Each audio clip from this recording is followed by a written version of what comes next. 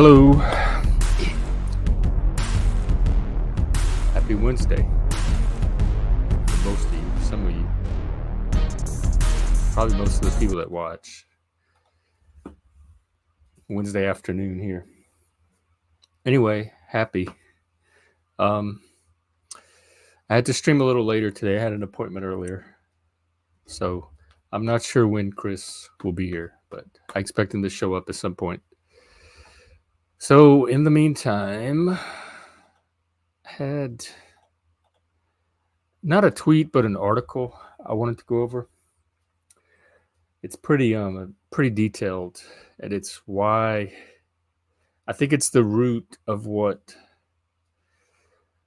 why I think wokeness is happening and the main problems I have with wokeness. But I think I might want to save that until Chris or the panel gets here. I also have a video I want to watch too. I was watching Buck Angel's stream earlier, and he played this video that I want to share here because it also highlights a lot of my issues with the trans stuff. So I'll try to string everybody along as long as I can until Chris shows up. Let me see what's popping on Twitter. Oh, what is this? Oh, not much. Oh, let me see what's happening in the world. I haven't looked at the news today at all. And by news, I mean Google News, the internet news. Ooh, a shooting at UNLV? What? Okay, hang on. This seems important.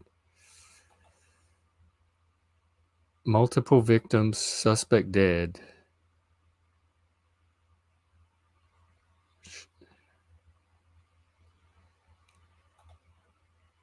Beam Hall next to the business school, as well as the student union, which is next door.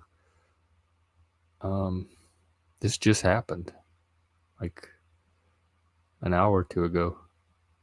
A number of victims have been taken to hospitals, but their conditions have not been released. They renamed the airport. Harry Reid International Airport. It used to be McCarran Airport.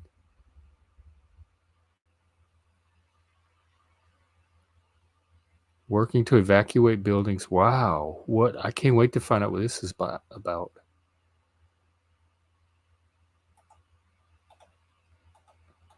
Oh, my Lord. What we know so far, suspected shooter has been located and is deceased. Multiple victims transported to hospitals. They responded to reports of a shooting near Beam Hall. Why do they have to put that in? UNLV is located just a few miles from the site of the 27 mass shooting at the Route 91 Harvard's Music Festival. Why even make that connection if there's no reason to? Is it just to like sensationalize the article more?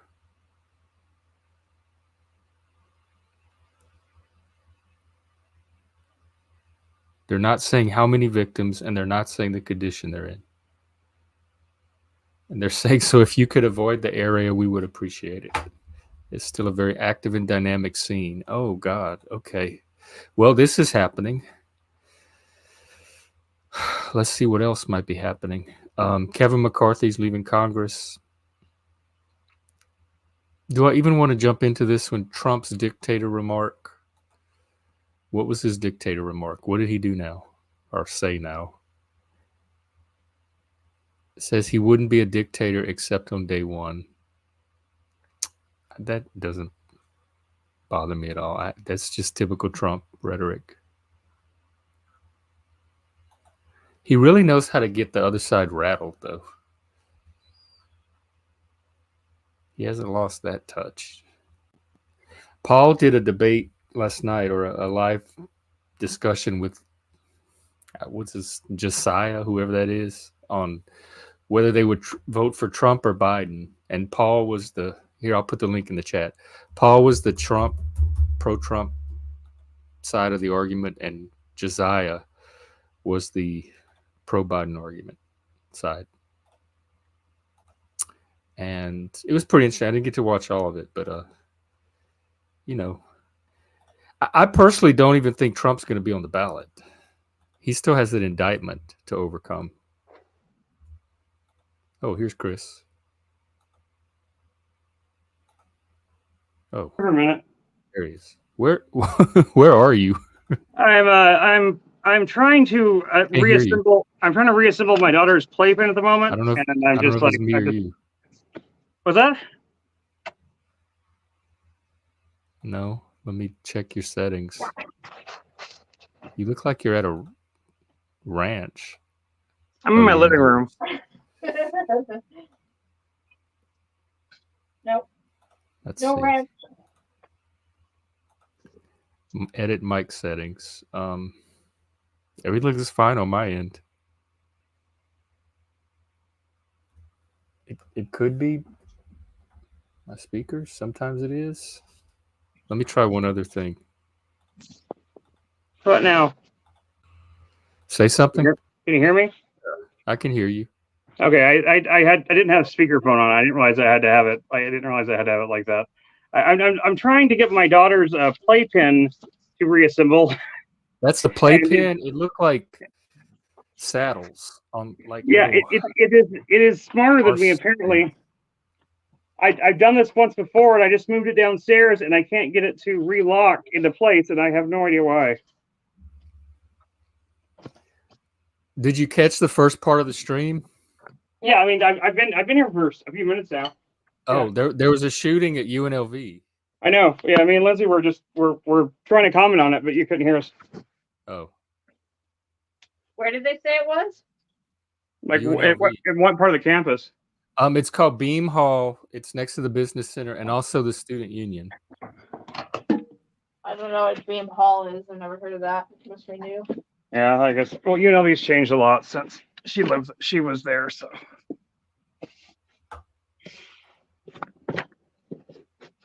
Oh, we have another guest. Hello. And our regular. Yeah. I'm almost a regular at this point. Oh, you're a regular, man. Yeah. Oh. How's it going? What's up? I really like this. Going good. The new shot of you, like this angle. It adds interest and variety.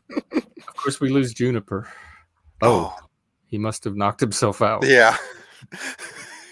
He knocked the button because it looks like that was in his on his phone, so he may have just knocked into the button. I've even on my computer almost hit the leave studio button so many times. Oh. Yeah, I'm fucking klutzy as shit. Also, my leave studio button is like right above my Discord icon on my computer screen. So sometimes I'll try and open up Discord and be a millimeter away from clicking the leave studio button. He keeps leaving. I don't know what's happening, Chris, but you keep popping off. Yeah, I should probably pop out chat. Oh, let's see. I was just going over the news and I saw that there was a shooting just now at UNLV in Vegas. Yeah, y'all mentioned that. I actually haven't heard about that. So y'all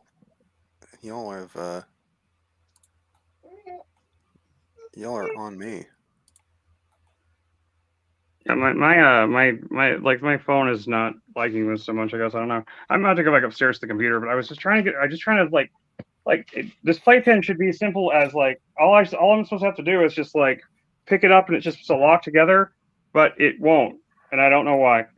Does Lindsay know how to do it? No, I mean, I did it the first time, and it gave me some trouble the first time. But as soon as I figured out there was a trick of just doing it both. You do both sides at the same time, and you do the other two sides, and it worked fine for me then. And this time it won't do it, no matter what. It only locks one side, and so it just collapses in. And I'm just I've been trying to do this for an hour now. I don't know what the heck is going on with it. Is it broken? No, it's not broken. It seems just fine. I just don't know what the. I don't know. Maybe it's broken. I don't know how. It shouldn't be, but it could be. I guess. I mean, it's nothing is out of the nothing is out of the realm possibility. Here, hold it up for me.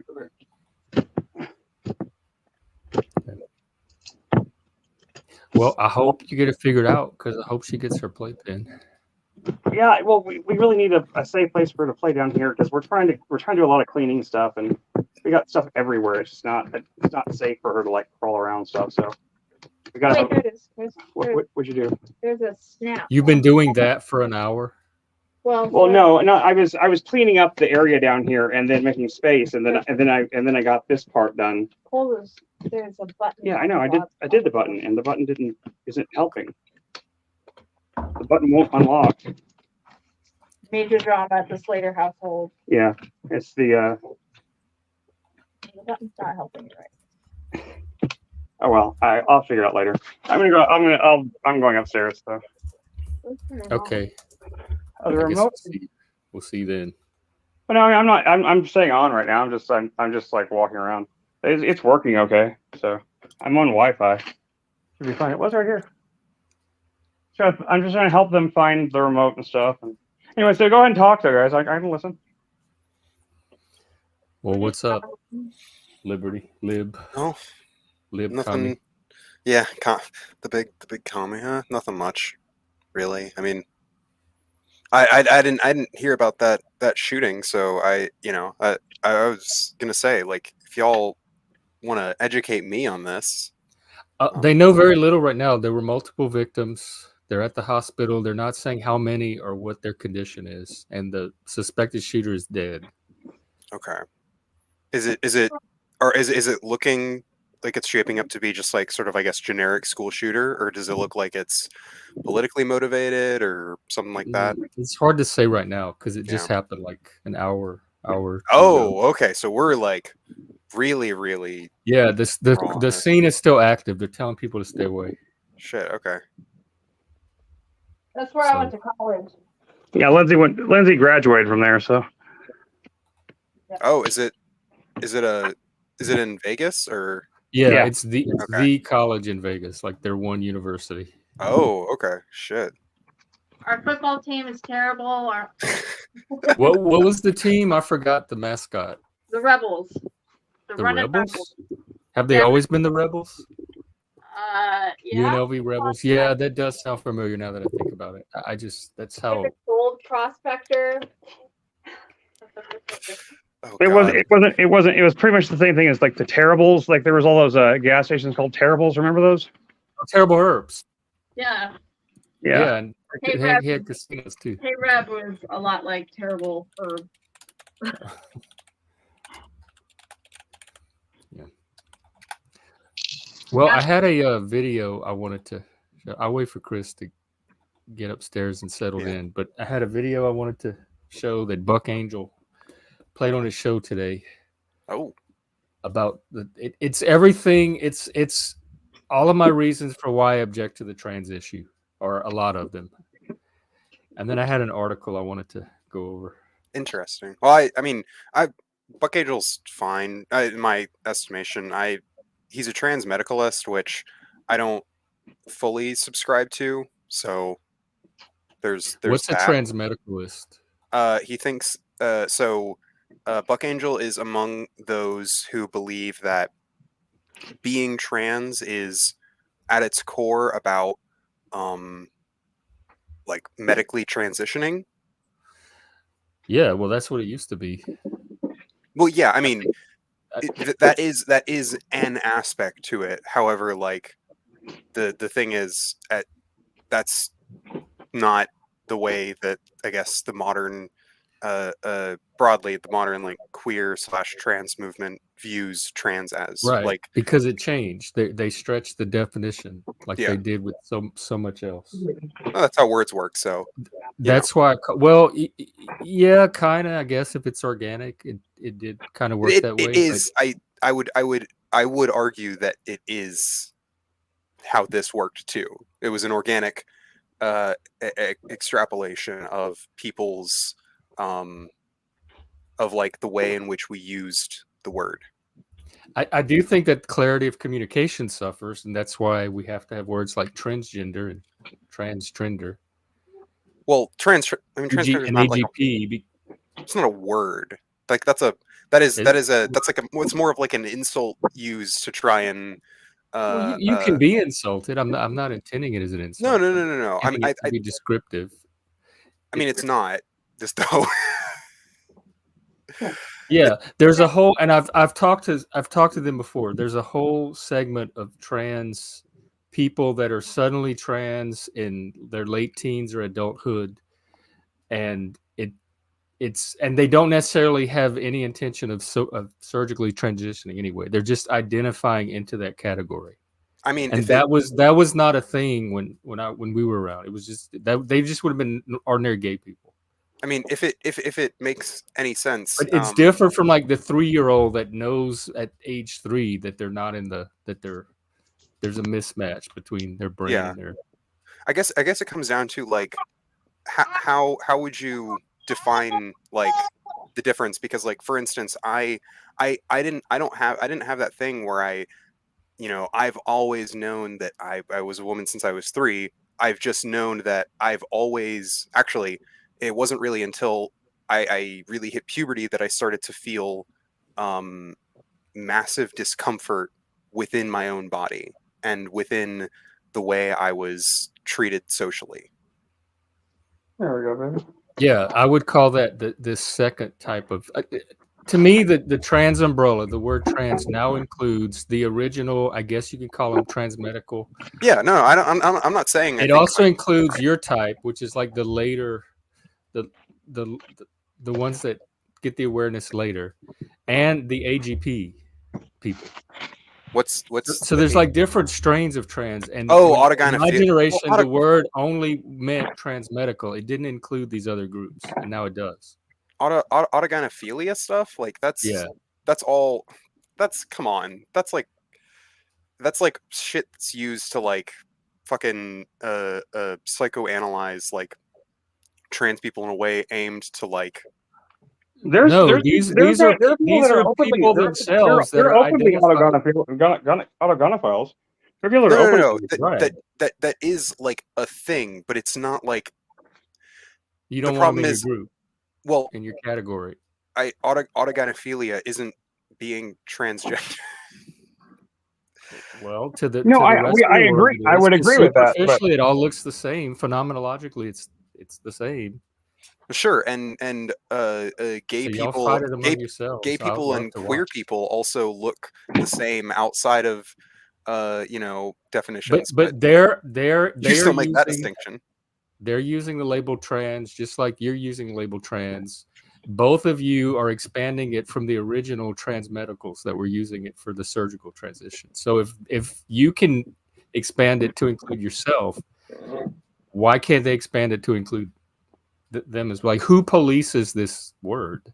Oh, well, I mean, like, I'm unfamiliar with like a large portion of individuals who are trans who identify as autogynephiliac. I've literally only seen on TikTok, to be honest. So I mean, I'm not saying it's that widespread. I've just seen people do. I haven't even seen that on TikTok. Well, they just had the GenSpec conference, and Phil Illey showed up as an AGP, and it completely split the gender ideology movement. And Benjamin Boyce just did an episode. He interviewed him. He just wrote a book on AGP, and he's living openly as an AGP person, and he's trying to destigmatize AGP. So there is a movement of. I mean, I do think AGP is a thing. It just isn't that it. The problem is, it really seems more like a fetish than an actual. Well, it is a fetish, but it's still a thing. But like, who gets to say you can't use the word trans if they're using the word trans because it fits with what they think they are? Oh, I haven't. Other trans people to say you can't. You're not part of our category. I just haven't seen this be used by trans people. I've seen it used by anti-trans people to describe trans people as a whole. Oh, no. Well, basically the only time I've... Yes, well, It's the Actually, only time I've even seen the AGP used. anti-trans people I know, I've never seen them use it to describe trans people as a whole. Oh no! It's I have seen absolutely them an use older it thing. to say that a lot of what looks like transgenderism is more likely to be AGP, but I've never seen them make the statement that all trans people are And AGP. for what it's worth, I think like that sort of thing is probably more, at least from what I've seen, like a British turf thing. Like British turfs will usually use that sort of talking point. It's not really over here. I very rarely talk to anti-trans people who will like go down the autogynephilia route. The only one I'm really aware of that talks about it much is maybe like, I mean, I've seen Blair White and Buck Angel mention it before. I've also seen Ariel Scaralia, however you say your Yeah. last name. Heard her talk about some, but I mean, but she's also like she's still a very pro-trans person. She just like recognizes that there's certain people that clearly seem to just the way they're presenting themselves seems much more fetishistic than it does as a gender dysphoria caused like thing. Well, they're But saying the like, same thing. They're not saying I'm doing this because I feel like a woman. They're saying this, I'm doing this because I'm erotically turned on by the idea of myself as the sex that I'm attracted to. I guess good, I well guess enough. do people who are like who self-describe as AGP then do like do they identify as the gender that they, or is it like solely just a fetish? Because I think Well, no, that's the they thing. do, but part of their fetish is identifying. Right, but they do it for a No, but they different do. reason than other trans people do. Oh, well, I mean, in that yeah. case, yeah, then they would fall under the trans umbrella as long as they identify as a gender other than the one that was Assigned not at the birth. one that they assigned to birth. Yeah. Yeah.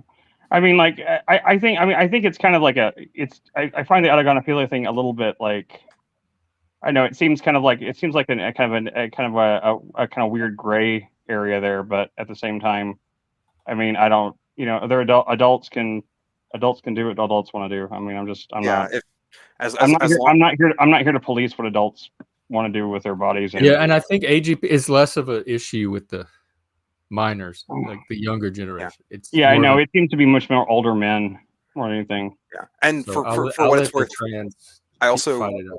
it's I don't know whenever I like a lot of I guess discussion around trans people does center around trans feminine people, which I do think is it's a weird thing because not all trans people are trans women. There's I plenty of thought trans men. the largest rate of transition was female to male, like young Yeah, females. actually, it kind of depends on where you are in the world. I think in the States, trans men, like FTM trans people, um, tend, I think, outnumber female to male, or male to female, trans people. But Really? I didn't know. I thought female to male was still fairly rare. it depends on where you are. Oh, really? Uh, That's news to me. I mean, I believe it. let me see. Let me see if I can look it up. Yeah, please do, because Let's see, PubMed, changing demographics in. like I know, like, anecdotally, I know more trans masculine people in real life than trans women. This is a PubMed article from 2020. It says we have seen a steady increase in the number of FTM such that the incidence now equals that of MTF. Okay. Huh. You don't really, you just don't see them as much, I guess, and maybe it's just because maybe Yeah, I see them FTM, all over TikTok. I see these like young girls that are trying to pass right. themselves as boys. But they don't even try to look male at all. They don't even dress like tomboys. They No, I dress know like really feminine that's and why I with call them makeup and everything. transsexuals, and a lot of them are autistic. Yeah, and like they get really upset. They get really upset when someone calls them ma'am, even though like they don't do anything to present as a male. It's very strange. Before today, they would have been called gay, lesbian, and the term was androgynous. Like David Bowie popularized androgyny back in the early 70s, 71 or 2. Yeah, I mean, It's nothing visually new. They're just changing the term they used to describe it to themselves. Sure. Sure. It just almost sounds like you're a little bit like doing old man yells at cloud kind of stuff. I Ben, guess, but if like, that's your Yelling at if that's your clouds? contention, How is I that mean, yelling at clouds by saying what historically what it was and what it is now? What's the yelling part? it's because like you even admitted it, like words, the meanings change, and like the way we use words change. Like, yeah, sure, you might find these But this people is not the cringe. use of a word changing. These are using completely different words than were used in the past. So it's the words being used to describe the phenomena are changing. And I'm trying to show the continuity in the phenomena is the same exact one that we saw in the 60s with androgyny, Andy Warhol in the Factory, you had David Bowie, you had Rocky Horror Picture Show and the Yeah, what do you call it, Transylvanians. All yeah, of that's been around for decades. And calling it something else doesn't change that it's the same exact thing that sure, yeah. It's very similar phenomenon. Just we and now use. it's more fashion, it's more self-expression, it's more a subculture. It's not the Well, but it medical. has. I mean, well, sure. I mean, it may look similar, but like fundamentally, it's I guess then different because the difference is like with trans people, transness is more about identity rather than specific actions you take. Like for instance, I probably don't plan on ever getting bottom surgery. Like I want to get on hormones, but I probably am never going to like cut off my dick. Like it's never been a huge source of like the that part of me has never really been a big source of like um distress. I feel more distress about other parts, other physical parts of myself rather than my specific genitalia. Yeah, that's why it's hard for me to consider you trans. I mean, that's fine. I You don't fit the classical my the understanding of like classical transness where you get the awareness at an early age and you begin the transition and surgery was what made someone a transsexual, and I understand now it's transgender, not transsexual. well, for what it's worth, I do think that there's use for calling specifically people who begin medical transition as both transgender and transsexual. That transsexual has at least that's the way that I and most people that I interact with use it, is people who actively begin sorts of medical transition. That's what a transsexual is, whereas transgender just refers broadly to identifying as a gender, other than the one. Well, I don't necessarily have a problem with that. It's going to take me a while for my brain to adjust, but Yeah, I and I don't have don't a I problem don't with expect. calling the people that transition transsexuals and the people Yeah. that just socially transition transgender. I guess like here's my only issue, and like this is really the only issue I have with it, is just that like I don't understand like why it can't just be okay. Like if you're a man born a man, male, Mhm. or born male, sex male, because of Yeah, your basic, your hormones and your chromosomes, right? Your yeah. chromosomes are male chromosomes, and yes, I do know the intersex. I've known intersex Well, people, and I totally know they exist, and my like chromosomes are probably male. They chromosomes are weird, but yeah, they're probably male. well, I mean, you have a penis, right? Yes, but that doesn't necessarily mean that I am D- d- don't let him necessarily cloud the sexual. issue. What was your one issue that you were going to say? The chance that your chromosomes aren't male is very small. But anyway, that Yes. doesn't matter. That's regardless. I just don't understand like what like why does it need to be, why do you need to even call yourself trans? Why can't you just like dress in women's you can't just like dress, just be a cross dresser or whatever, and just dress and live and act as a woman without have the label of transgender. That's, I mean, and I'm not saying there's anything wrong with it. You can have the label if you want. Mhm. I just think that it seems unnecessary and almost seems a little bit, I don't I know. can understand I that. find it to be a little bit diminutive and a little bit like almost a little like Call it something. like boxing yourself into something, into like this kind of prescribed identity, whenever you could just kind of like break out of those norms and just kind of be whoever the fuck you want to be. I mean, that's true, and in a more in a society in which gender matters less, I would agree. However, the society in which we live, gender is an important aspect of life, kind of broadly for people. And at least for me, at least, I'm happier, being perceived and referred to as a woman rather than a man. I don't perceive you as a woman. I mean, We've sure, never that's seen fine. you either. We've never seen you either. To be Right, fair, we've your never seen you, voice is but very like masculine. So it's very, psychologically, vocally, you read very male to me. Yeah, I mean that's fine, I guess. I don't really understand about the psychological stuff. I don't, whatever.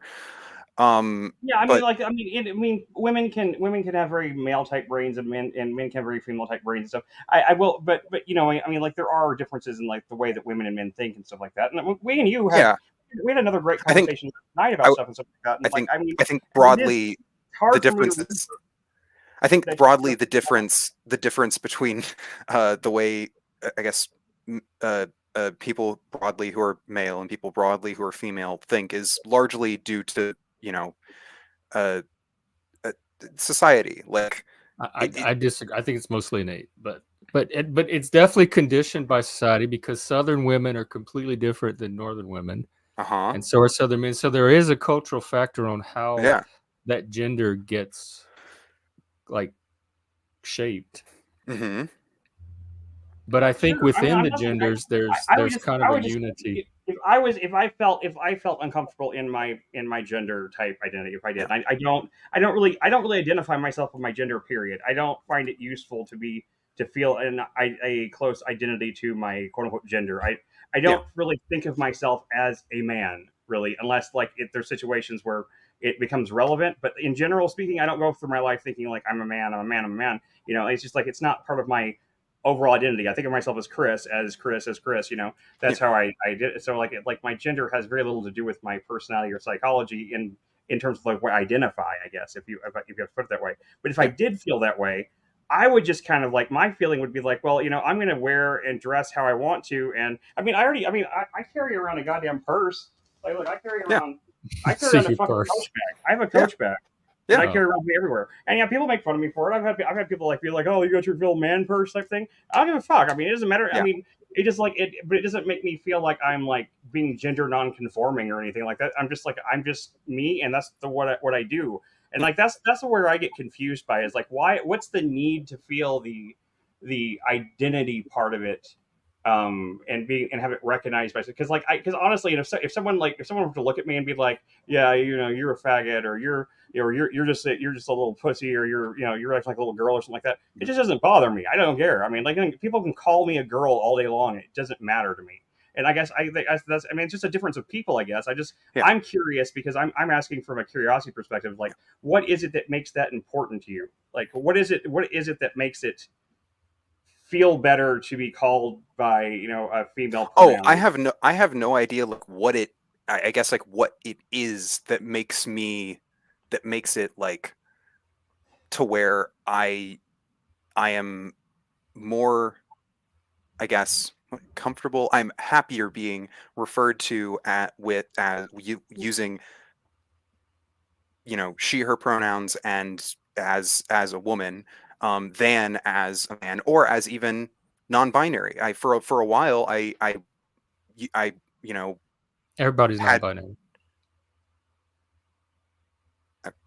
sure I guess to some degree, but for a while I did use non-binary pronouns. I wanted to be referred that way, and that didn't that that by itself did not make me as happy as being referred to as she her as a woman. I And I like I and so I try to remember that when we're talking, and try to remember that like I don't really, of course, in our conversations, no, I and don't. I don't There's not again many like times it's when I not. refer to you by in a gendered way, so it doesn't really Yeah, matter that much. And I call everybody dude anyway. Like I yeah, mean, no, like no, no, no. Like I don't dude, like do I have dude that. man like as Yeah. in like man as in like the man parentheses gender Yeah. neutral. Like you can ask Lindsay. I say like dude or man to her all the time, and it's not like Yeah, it doesn't. I yeah, don't think of her like that. But yeah. I'm just saying like I just like it's just like something just because I grew up like that. But I mean I don't know. It's just like that's the part that I guess confuses me the most about people that don't have serious gender dysphoria where they feel the need that they feel so uncomfortable in like their Oh no, no, body no, no. I do being feel serious gender between. dysphoria. Just like I have like it's a very gender dysphoria is a very like individual kind of thing. I guess I mean sex dysphoria is what I really meant then. That's what I meant. Like it's like actual dysphoria about their biological sex feels wrong to them. There are aspects of my sex that I absolutely feel. It's just my penis isn't like one of the major ones. Honestly, a bigger one is the amount of body hair. Like honestly, like because I have a very very very very male amount of body hair. Well, that's easy to take care Of of. course, if you have the money, you can get. Yeah, you can Well, always you nair might it. just a razor or some nair. Well, I remember growing up, the football players used to all shave their legs and their oh chest. It God, was a trend for a while. no, I know it's. Don't worry, I'm aware. It's a very uncomfortable and it's hard to do. I know it's a very frustrating But thing. people do it all the time. Like oh, absolutely, and like there are times where like I absolutely like do because like do like completely like I've had times where like I've like gone on like a weird fucking trip and then just completely shaved my entire body because I just could not fucking stand the like sight of myself in the mirror like this. And like I shave my face daily because I fucking have to, otherwise I just get like this annoying ass stubble. Sure, yeah. The major issue for me is that like for me I grow hair very very very very quickly, so like I shave my body and then in like 3 days if I don't shave my body again it's just going to grow back exactly the same way. I even admit, like when I was younger, I tried it once. I didn't shave everything. I didn't shave my legs and stuff. But like I at one point was just out of curiosity, I shaved like everything, like from chest to legs. Yeah. Just because I was bored and I was trapped in this house and I was just like literally I was like going out of my mind bored and I was like I kind of just like shaved like a little bit of like off my chest here and then it looked weird so I had to shave the rest of it, you know. Yeah.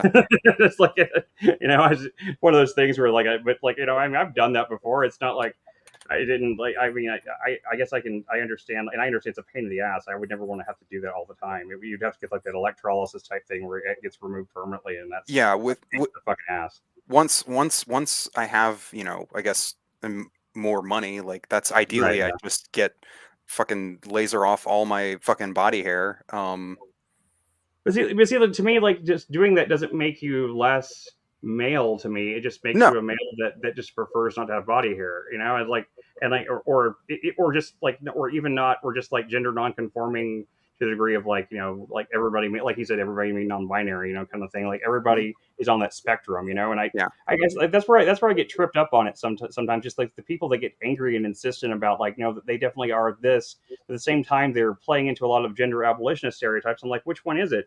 Does gender matter, or does gender matter? Does gender not matter, or does it matter more than anything? And is gender just like the clothes you wear and like the way you present yourself, or is gender something deeper than that?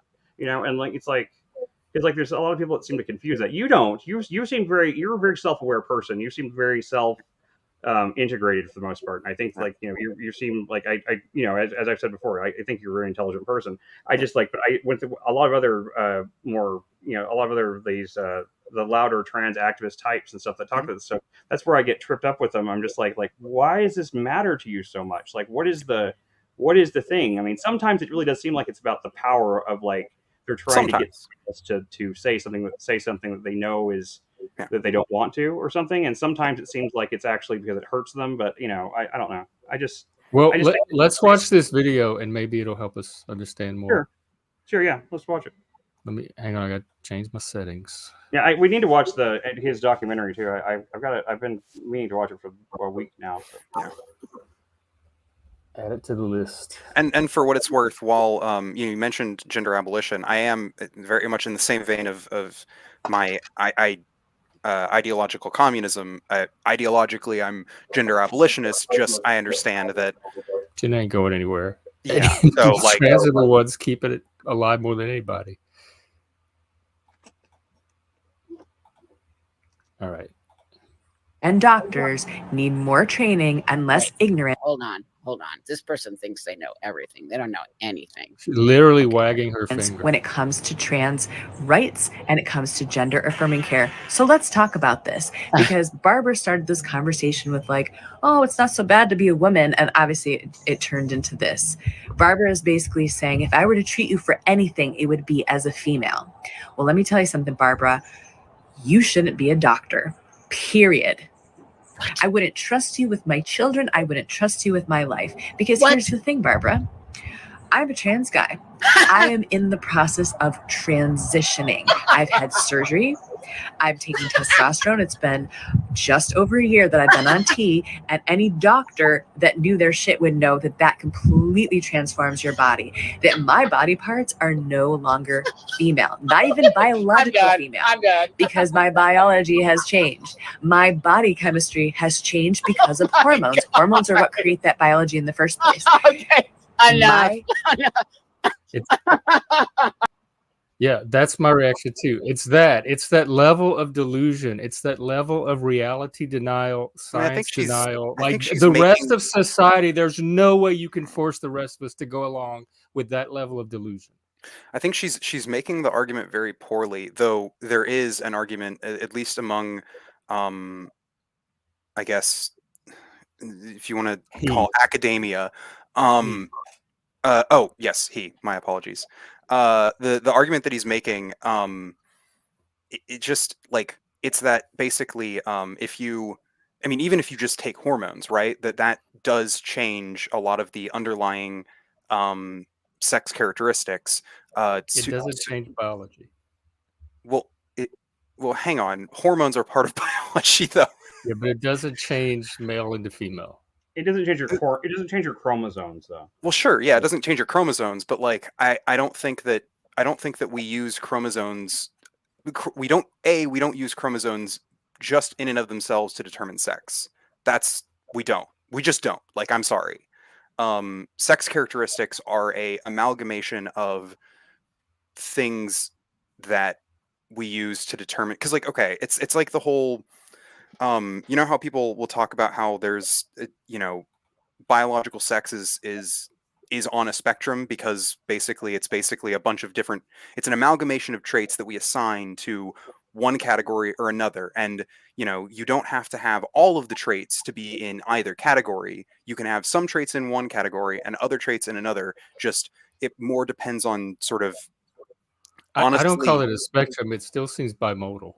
No, it is bimodal. I do think spectrum is the wrong word. It's bimodal. It's like there are two categories that we use, and there are Yeah. traits that we assign to either one of these categories.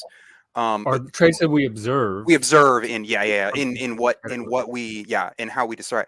But like, you know, it's not. It doesn't mean like if you have, you know, so like I have, you know, a very hairy body, but like there are absolutely people who are born female who also have similarly hairy bodies, despite that being very clearly a very male trait. It's an edge case, but yeah, it happens. Well, it's not so much an edge case as it is like there are different traits that people. Now there are traits that I think are more indicative, right? So like, for instance, genitalia oftentimes is probably a major indicator of sex. It's not like a perfect one, but it is a major one. However, another major one is the kind of hormones that you have, and that is a thing that like can be changed very, I don't want to say easily, but like that's hormones are a sexual trait that can be changed that affect a lot of different other sexual traits. So there is an argument to be made that like trans people who go through significant amounts of medical transition remove certain sexual traits of their uh, uh, sex at birth, and are in a sense not so much as a part of the other sex, but rather, trying to think of how to phrase this. Like it's colloquially useful for us to say they are of a different sex, even though that's not necessarily like how that works. Do you think it places them in their own separate category, like a third category? Or do you think they're just their original sex with altered characteristics? I think it's Or original sex with I think it's be altered. considered its own thing. I think it's the original sex with altered characteristics, and basically the only reason I say that is because if we were to create a third category, I'm not convinced that that would actually like help things. That in fact it would probably be used as a a wedge to like further discriminate against trans people. I think that saying that you are your original sex with modified characteristics is probably the better way of phrasing that. And would that still be described as trans? Are you comfortable with the word trans being used to indicate that? Well, yeah, I mean that. I don't think it's necessary for transness, but I do think that is a way that is often attributed to trans people. Like because like for instance, cis people can take hormones, right? They do take hormones, but like that doesn't in and of themselves make them trans. The thing that makes, in my estimation, people trans is the identifying with a gender other than the one they were assigned at birth. Which is very subjective and invisible. You just have to kind of take their word for it. It's not something we can observe. Their identification can't be observed by. Well, sure, but you could say the same thing about homosexuality. You can't Yeah, observe that's- homosexuality, so you can't observe. that's You true. can't But, observe. you can observe them when they act on it. You can observe the Sure, but like, what object the attraction is directed towards. Well, that's subjective, though. Yeah. Well, that part's not. That's subjective. Well, no. If it is absolutely subjective. If someone were to say like, damn, if someone were to go up to, if a guy were to go up to a guy and say, damn boy, you look hot, that very much could be viewed as attraction from a perspective, but that's not objectively mean that they're attracted to that person. I'm talking about somebody that discloses their attraction, so they let you know they're gay, and then you see them with another guy. You can verify that, okay, they were telling the truth about their attraction because we can see they're with a guy. Well, that's not necessarily the case. That's subjective. That's very subjective, actually. You absolutely don't have to be being with another guy, like being with a sex partner, romantic partner, is not objective. You can visually see what the other partner looks like and match it against their statement and then verify.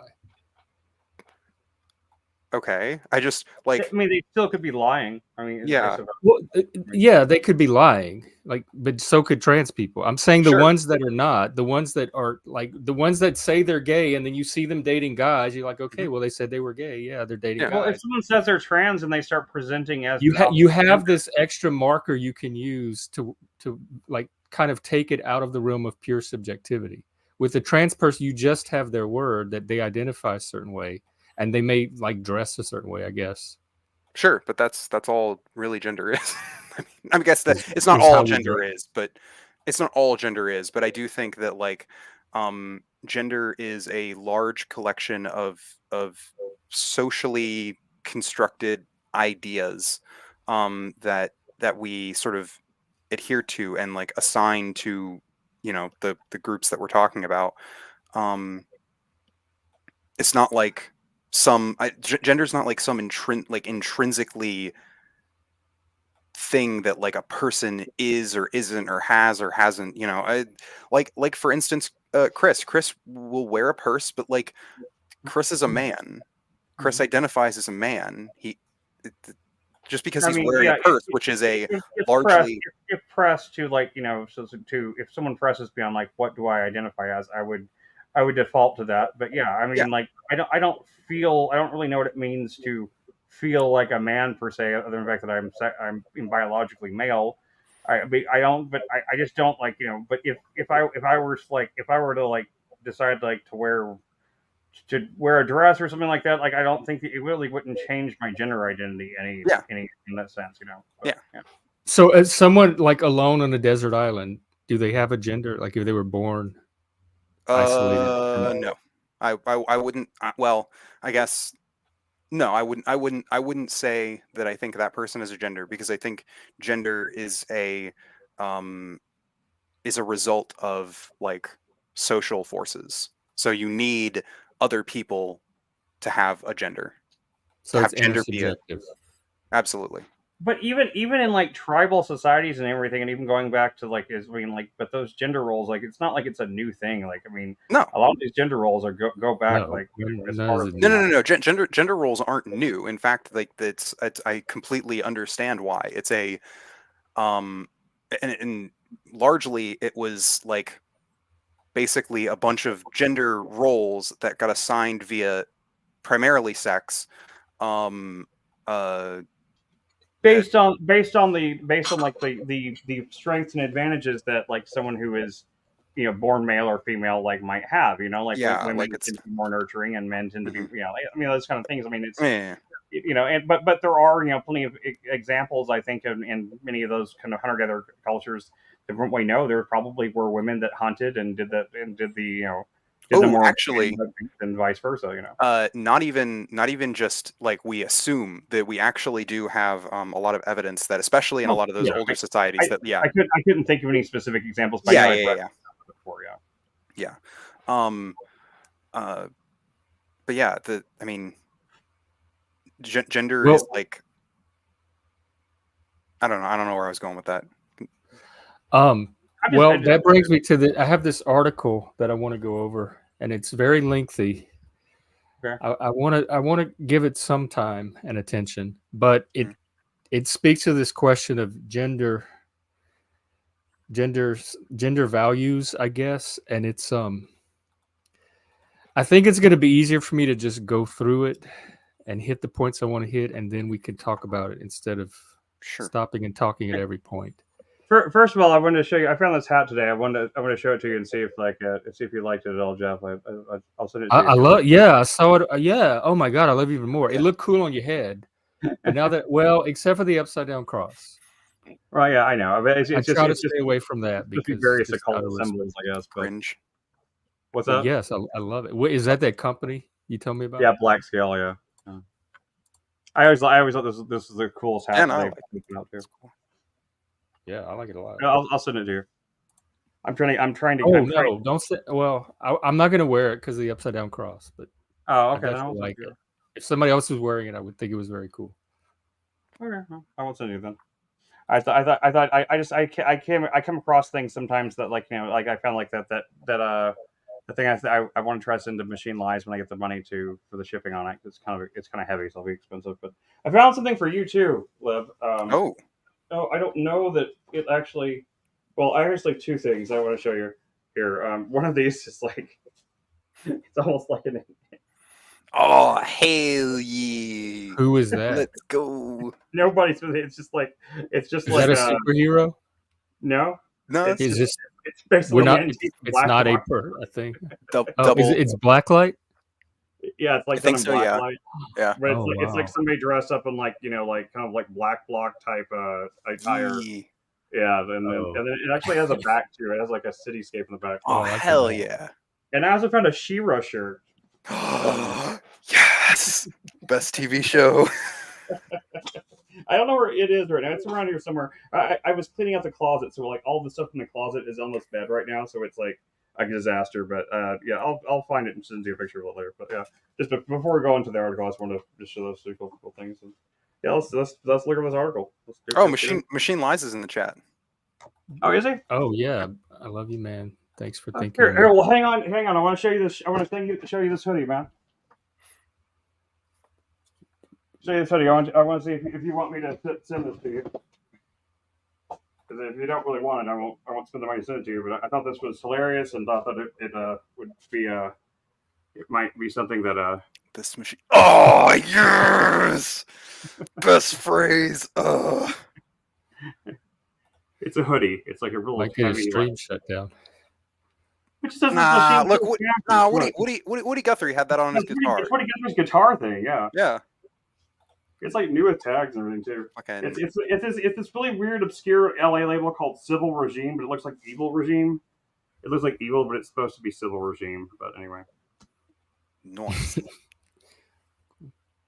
Anyway, yeah, this is all the stuff I've been pulling out of my storage unit and trying to put online. But like, I find stuff sometimes. And I'm like, this is like I would rather send. I have some really cool items that I'd rather send them to people that might appreciate them more than just putting up online for like $10 or something. So as long as you're still making a profit for yourself.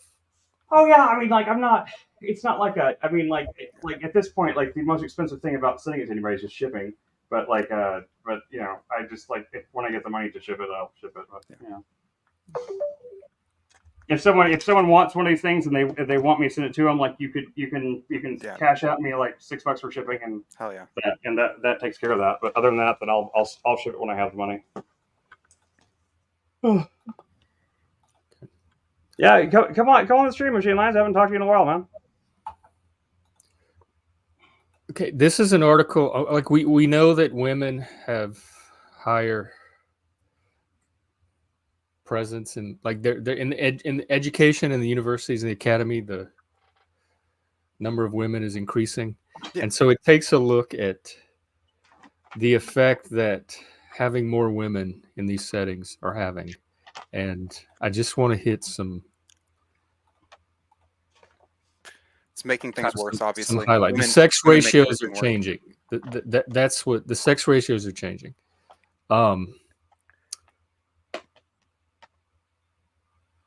Evidence for gender differences in academic parties. 56% of men said college should not protect students from offensive ideas. 64% of women said that they should. A majority of men supported 9 of the 11 speakers' right to speak, and a majority of women opposed all 11 speakers' right to do so. 51% college should not disinvite speakers. 67 women said they should.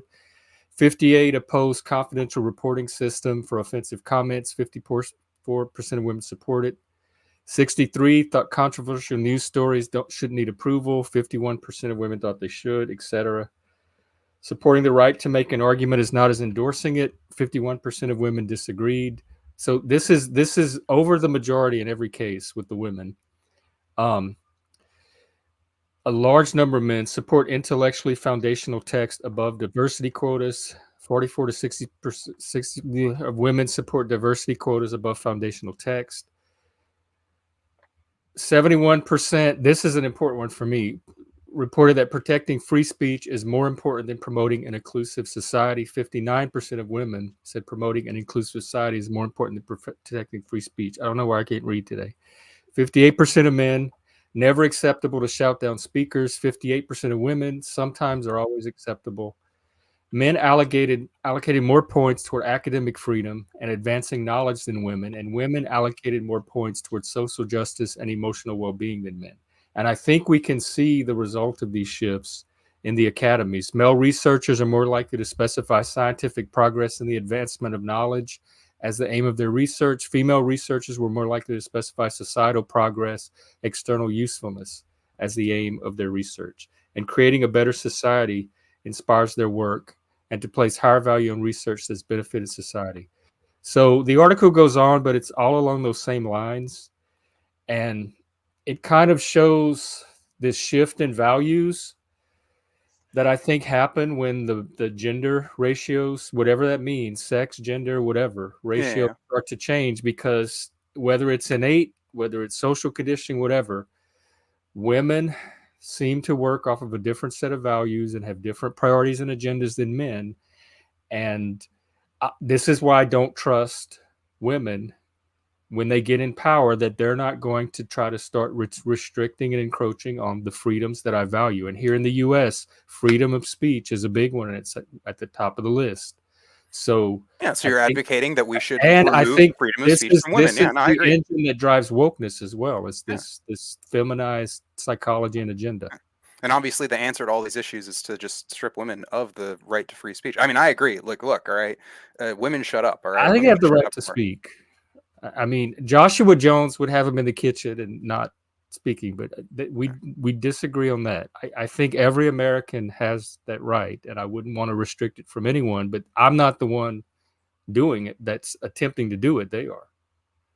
So what do you do with the group whose agenda is to restrict the individual freedoms of other Americans? You are inventing, like, this is a group that is only connected fundamentally by their gender.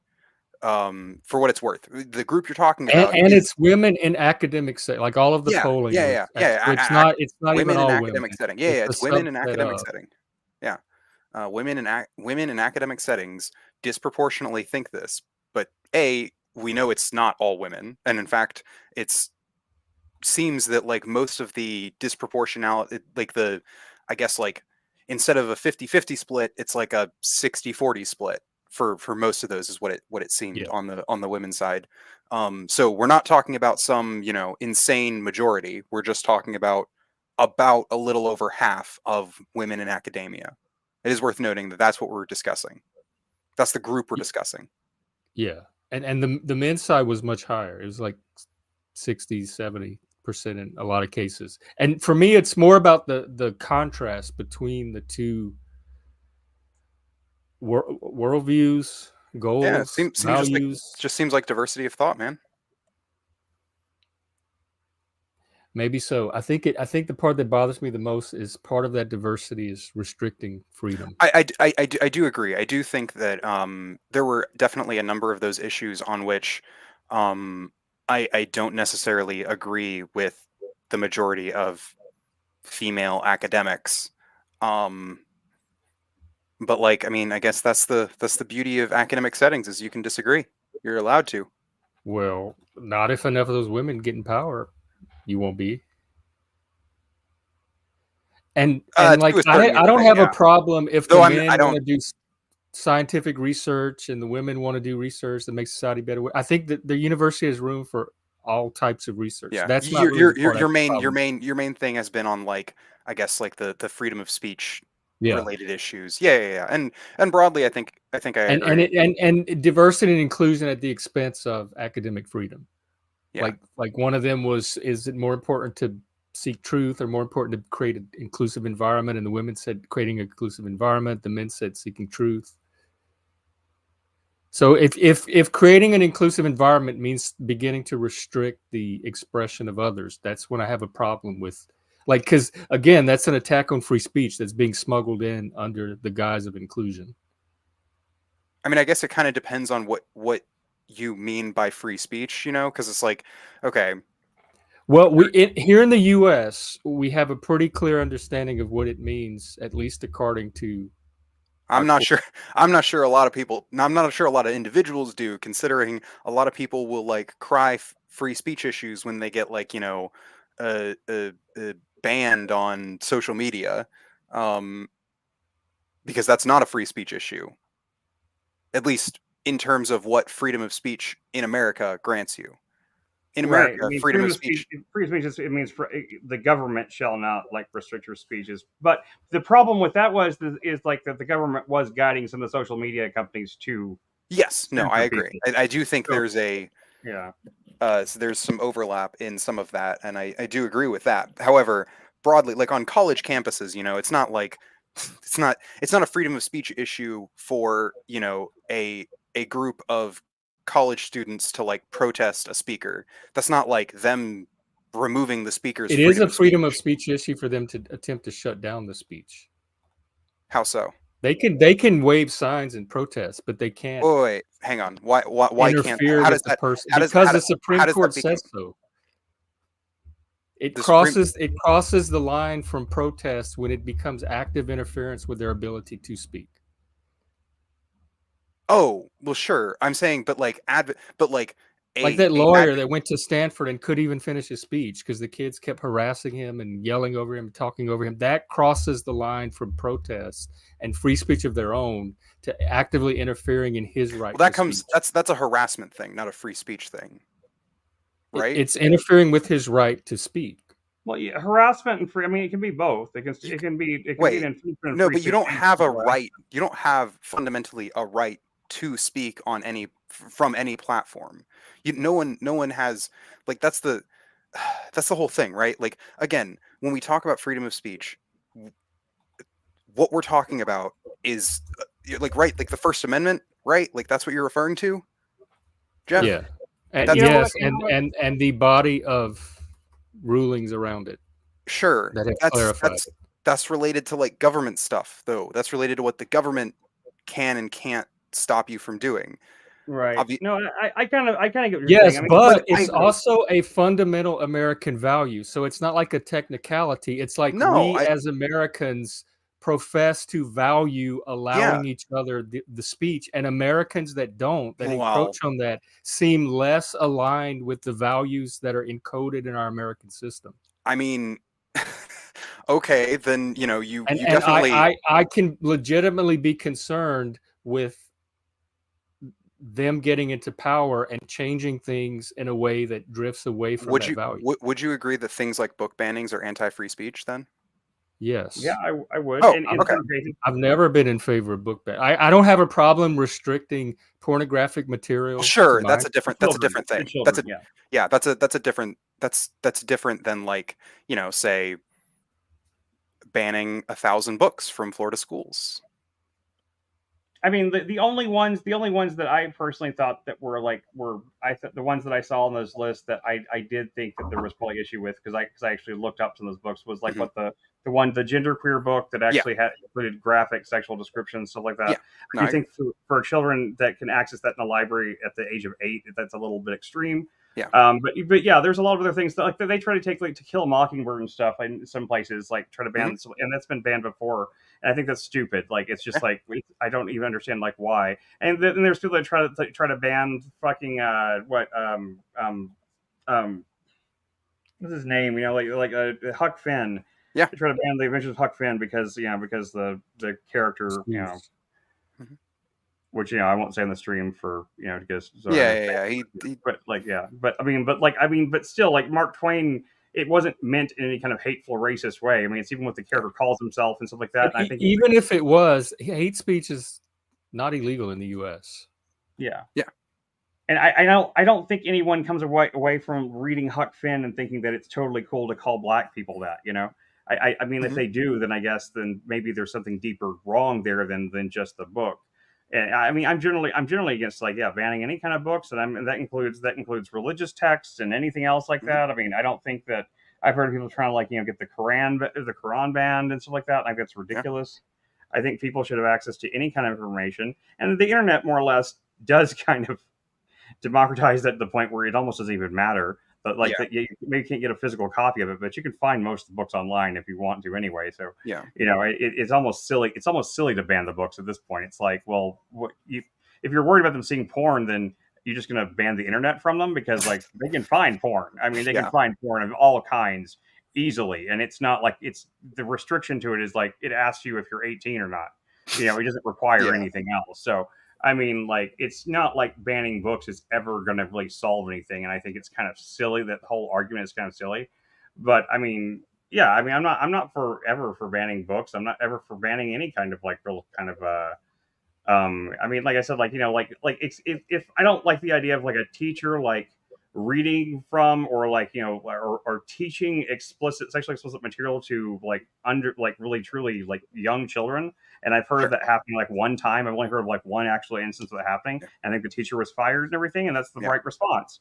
Yeah. I agree. don't think it needs to go much further than that. I think if we find teachers doing these kind of perverted, awful things, they need to be taken. They Yeah. need to be lose their jobs, and then that's that. It doesn't need Yeah. to be like it doesn't need to be a systemic change overall about like the way we handle books and in classes and stuff like that. We just need to watch out for those people that maybe they're not really being predatory, maybe they have their heart in the right place, but it still seems creepy. Yeah. Also, there is, I mean, even if they do have their heart in the right place, I mean, like part of the issue is, some of the, the most common perpetrators of like child sexual abuse, it's like parents, friends of the family, church leaders, and teachers, because basically it's like Yeah. authority figures for kids Mhm. are that they have the most access and stuff like that, and so those are the kinds of groups that we need to be most Yeah. ready to defend kids from. I'm glad to hear you say that too, because like that is like that's like I mean parents and religious leaders are very much a problem too, and like Yeah. and it's very disturbing. But there's a lot of cases of teachers. I mean, Yeah. we don't hear about you hear and like we've heard about how many like female teachers have been like Yeah. for having sex with underage kids now, and not to and we don't really hear about the vice versa. But I'm sure if there's that many that we find out about like the women seducing the young boys, I'm sure that it happens a lot more with the men and the young Yeah. women, and it's Yeah. just not getting reported on. I Yeah. mean, it's like and I'm not saying they're using those books to try to groom them or anything like that, but it's just in generally speaking, it's just like we should just kind of keep sex out until they get to like until they hit puberty or so. I just don't see that it's that sexual discussions are that useful for young There children. are important like conversations that would fall under things like sex ed, like talking to kids about how like, Yeah, hey, here's if someone's trying to touch you or something's yeah. talking to you, yeah, then you I should think say that's broadly, to my understanding, what like quote unquote sex ed is for like elementary school kids. It's What basically just, age? I mean, it kind of depends on the curriculum, but usually I think it starts, to my understanding, around like, I think like between second and third grade is usually when it starts, because that's Like like, about people not touching you and all that? yeah, because that's the Hmm. main way. That's how you can sort of prevent the most of child abuse, is by the kids having an understanding of what is and isn't okay. Which I that's mean, important. They as didn't. much as They didn't teach us any of that, and I feel Yes, like I I'm would aware. still know what was if it's not okay for Well, that. yeah, It's but not like okay for somebody to no, no, touch no, me no, in no. But like, places.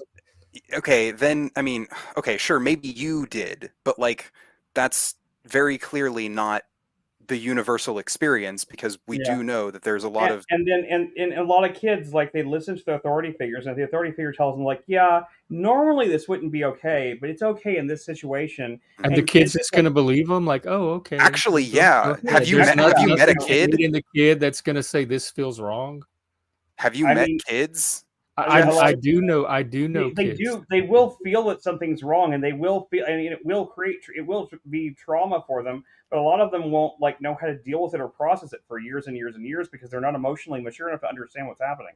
I mean, I've actually not not like I haven't done counseling or anything with them, but I have worked in church. I did work in churches as like in a church as a church leadership type thing, and there were cases of like I did meet more than one like youth kids in the youth group that were that I was like over in those things that had experiences like that growing up, and like that was pretty much the story in every case. Like they like especially whenever like the authority figure kind of they don't really threaten you, but they put you in a situation where it's like like they put these kids in a situation where it's like, this is the, I'm only doing this to help you, or I'm your friend, or, like you better not tell your parents that kind of thing, or like, or they put them, they kind of blackmail these kids, and it's not that hard to do because they're children and they're very impressionable. And you can, and sometimes the kids just be convinced that it's not bad. Yeah. It's not that hard to convince kids of certain things that they're very impressionable until they get up into like past like the age of 10 or so, like before like some of those synapses and everything have really formed. Like kids are very malleable and to a scary degree, and like that's the reason why kids can get kidnapped by like people like luring into a van with candy. I mean, that seems like to us we think that that's obviously a trap, right? But look, that happens. Kids do actually fall for that, and like so if there's nothing that's explicitly said, and that happens even with that kind of sex education, Yeah.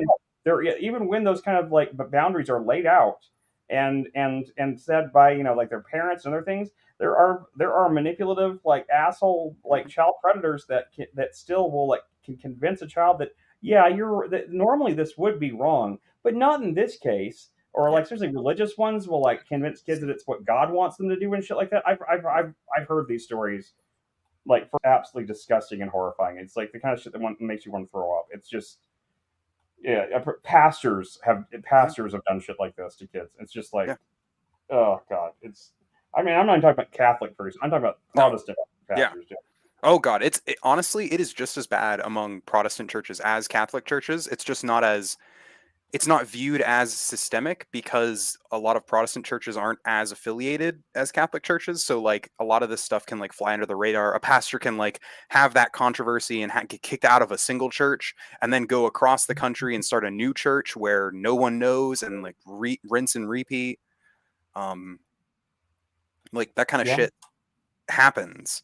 Yeah, And today it would be a lot harder because the internet yes, and everything else makes that kind of thing makes accountability a lot easier to take. But especially back when I was growing up, yeah, it was literally that easy. Like I mean, like a pastor could like blow into town and start like a small little like church group up and like grow it and stuff like that, and like you'd never know like what their past was. I mean, nobody really like it's not like it was like something you just research. You're not going to go do a background check on like the pastor of this church you went to this one time. It's just yeah. like Even though you probably should, you know, You probably especially could, if but it's not like it's easy to do, is what I'm at. You yeah, know? yeah.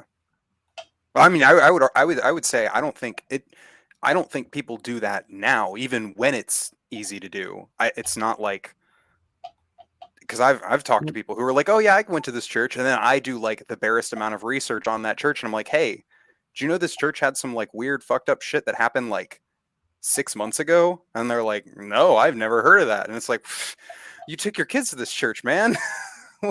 Yeah, and like I have been at churches where stuff like that's happened, and the church did deal with it, and they did deal with it seriously, and they took it seriously, and they took the proper steps, and it was dealt with very with a great deal of sorrow and understanding that this was like that this is maybe like and like one of the churches that I knew of that happened in the town I grew up in, like they disbanded the church, like the church was no more after that. It was the kind of thing they felt like they could no longer go forward, even with the pastor gone.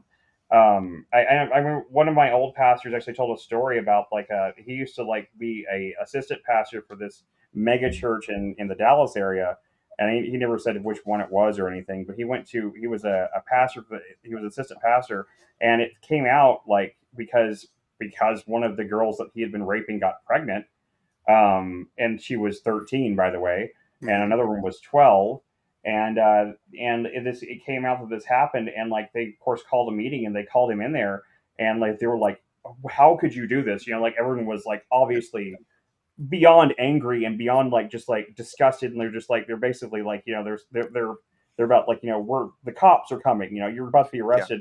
And his response was like, so you don't want me to do this, you don't want me to do the sermon this Sunday? Does that mean you don't want me to do the thing I do? You don't want me to do that anymore? Like he just like these people that they make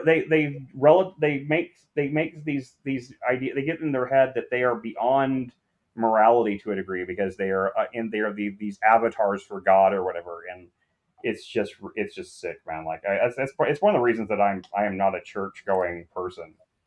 Organized religion just hurts people.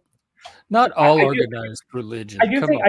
I do think small I believe in small church concepts. I do believe in like small groups and stuff like that where there's more accountability and there's more community and it's more based around like people helping each other and stuff like that. I think those are good. And I think churches can get even to a certain size. I think mega churches are where the big problems are. Mega churches is where you have like when you have thousands and thousands of people and stuff like that. It's so easy for like that kind of thing to get hidden. You know, like indiscretion like that can be hidden for so long and without anybody knowing it. So there's so many people, and it's so hard to keep track of. You know, of like who's who and what's going on. You know, and I mean, I've heard it's happened with youth pastors. It's happened with people. It's just people that are just church leadership people that have used boys and girls both, and adults. Yep. Like there's been pastors that have basically blackmailed like wives of other parishioners of other of their you know their congregation into sex acts and stuff because of like just basically saying that convincing that's what God wants them to do. And it's just like you think that people have to be smarter than that, but whenever people really buy into the church and the religious part of it, they buy into it really hard, and then they put that kind of like religious guilt type thing on them, so they feel like, well, I don't want to do what God doesn't want me to do. You know, I want to be a good Christian. You know, and so fucked up. So fucked up. I've had a lot of fucked up experiences with churches. I mean, I really have. Yeah, I mean, I haven't personally been to a lot of fucked up churches, though. There have been a number of churches that I know people who like went there, and like, you know, there was always like this controversy of fucking a pastor who's, you know, raping a kid, and that, I mean, that's not uncommon. That's in my town, Texarkana, which is a town that has way more churches per capita than it needs to have. There's so many churches. What is not uncommon? Like thousands or hundreds? I mean, okay, so like it happening. I would say it happening more than once at a single church would make it not uncommon. More than one instance of child sexual. You have to go to a church by church basis. But I would say that okay, I know from Texarkana, which is a city that has probably, I would say, up just Protestant churches, just Protestant ones, at least, and mostly of these Baptist, by the way. Yeah. Most Baptist Protestant churches has probably about 100 Protestant Baptist churches, and I knew of at least 10 like known incidents where these things happened in that city in like the 5 or 6 years when I was really active in church as a teenager.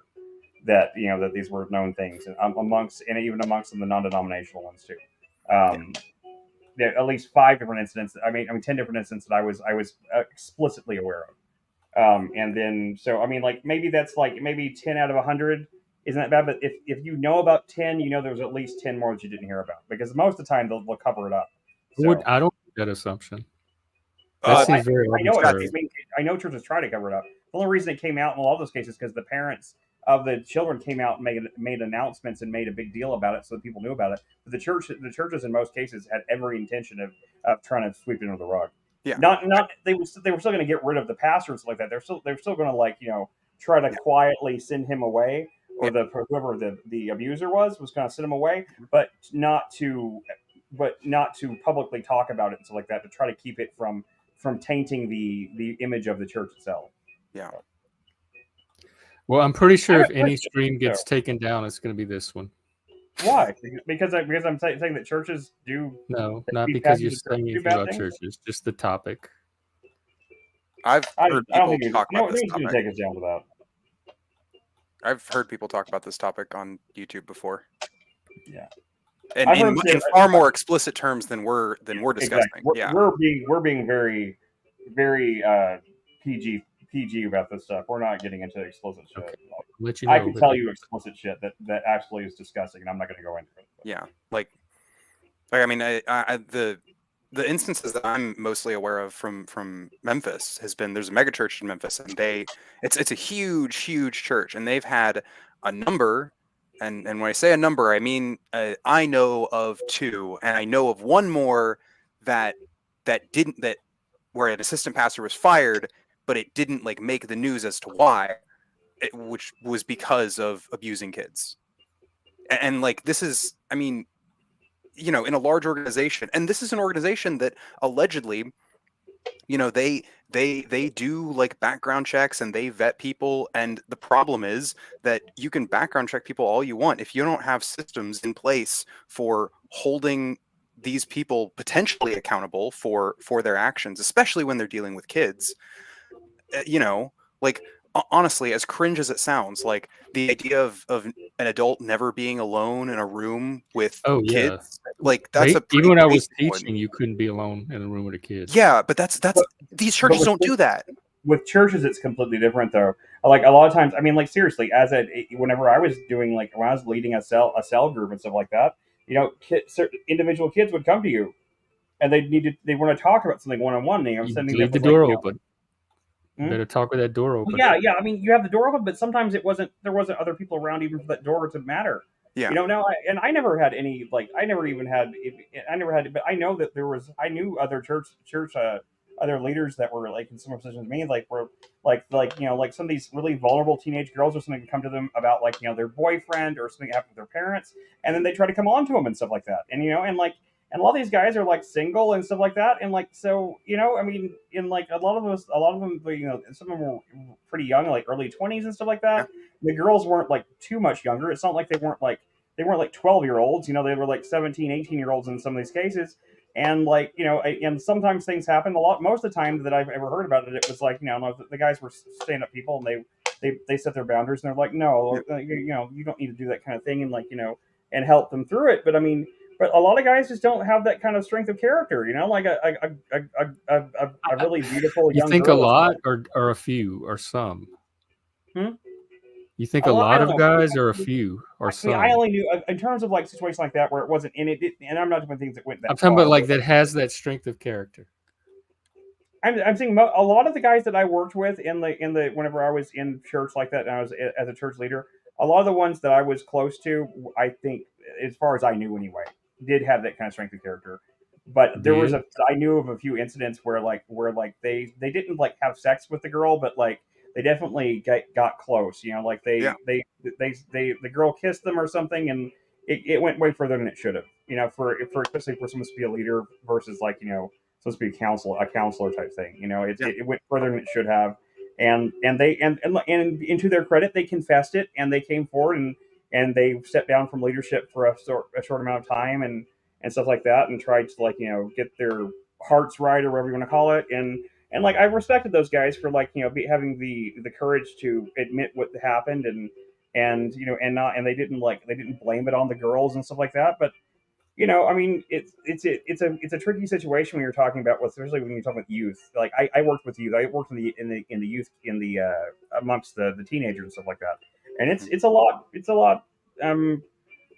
I never had any come on. I never had any of the girls come on to me, but I did. Although after like years, a couple years later, after I was no longer in that leadership position, there were a couple of girls apparently that were trying to flirt with me, and they told me so afterwards. That I was just oblivious to it, so I didn't need to. There was nothing. There was no danger to it, but they're like, I was always trying to come on to you, and you just never even noticed me, and I was like, I'm sorry, I'm glad I didn't notice. Holy shit! I didn't. Yeah, but yeah, like I know of an instance where there was a person who I knew who I definitely wouldn't call him a friend. I would call him a person that I knew who worked for, he was in his early 20s when he worked for this youth group, and he slept with one of the girls in the youth group when she was like 16, and when the moment she turned fucking 18, they got married.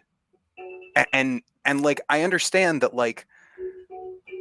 that doesn't seem as bad, and it definitely isn't as bad as like whatever someone using that to like rape a kid, but like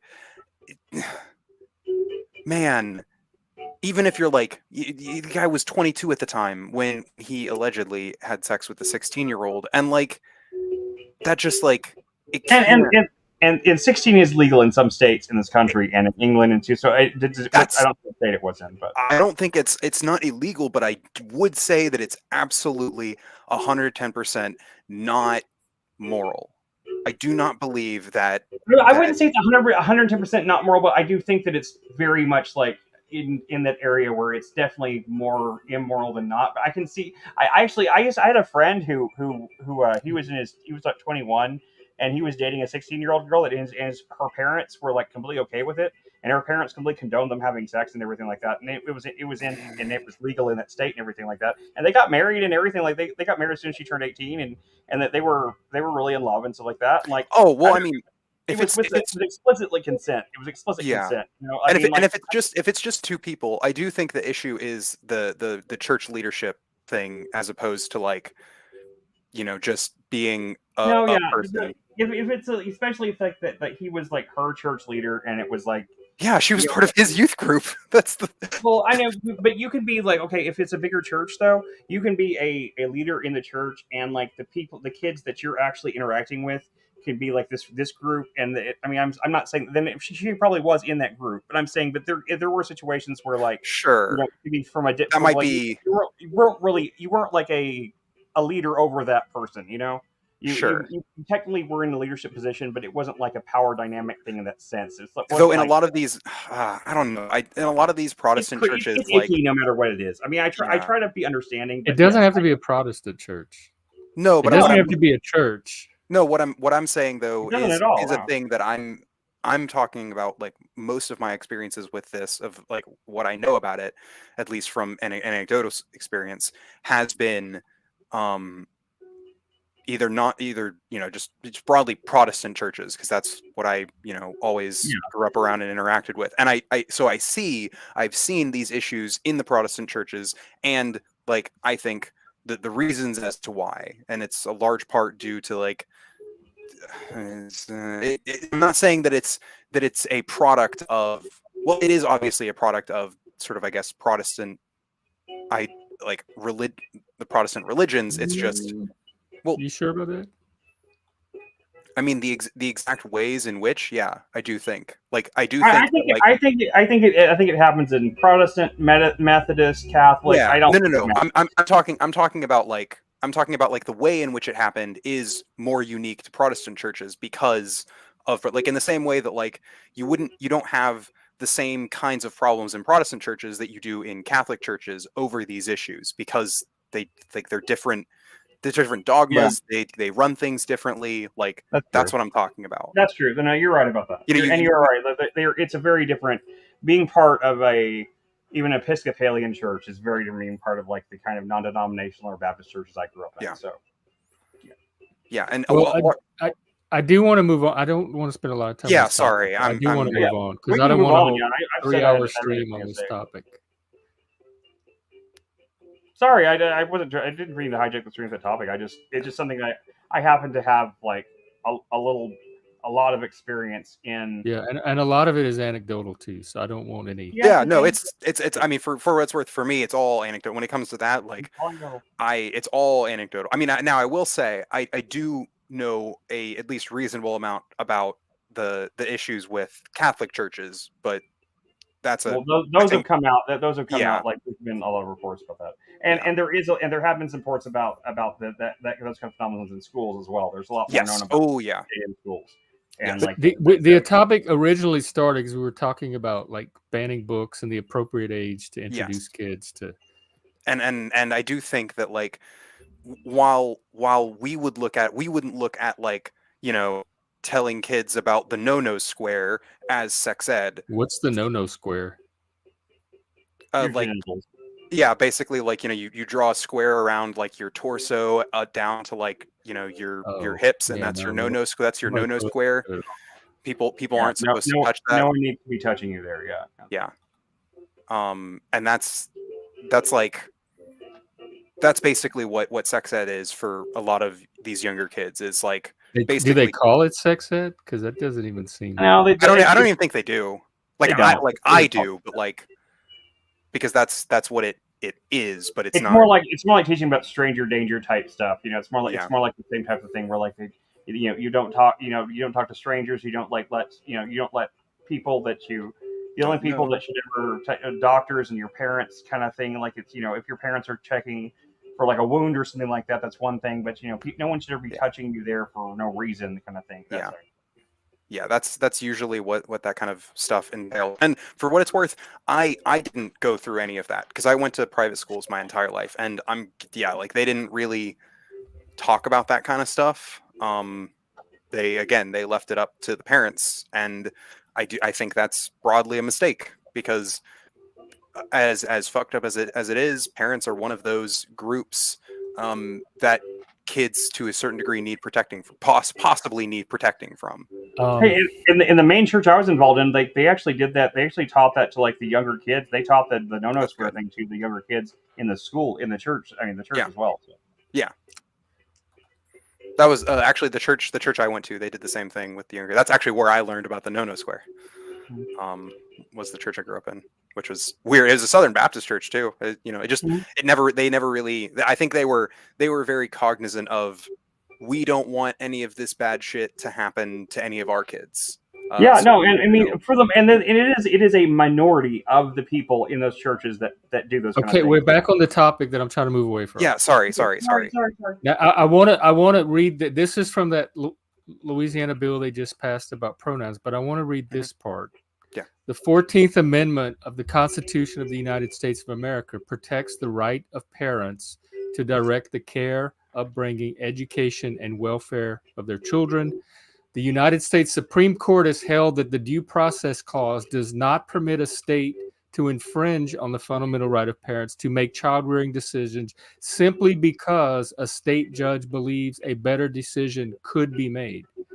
The United States Supreme Court has explained that the liberty specially protected by the Due Process Clause of the 14th Amendment includes the right to direct the education upbringing of one's children. So regardless of your opinion on like whether you think parents are not suited for that role or whatever, the Supreme Court has already supported that the Constitution protects their right to do so. I mean, I don't think parents don't have the right to do so, but I do think that schools like that you said that it shouldn't be left up to the parents, but the Supreme Court that's a constitutional right of parents. Not solely. And I'm very wary about the state encroaching in that area. I mean, not solely up to parents is my thing, because parents are one of those categories that kids potentially need So is the protecting from. state, so is school, so are Yeah, teachers. sure. Like Yeah, there's that's no why I think it should be category that's it should not. be So there's which there's is no why I believe category that should set which itself is up. why I'm for this multi-layered approach where you allow parents to teach their kids these things. Okay, right. We all agree there. However, you also have, when it comes to schools and that kind of thing, you also have the state teaching these kids these same things, because I mean, look, okay, as much as like we might, parents might have a right to raise their kids, they don't have a right to abuse their kids.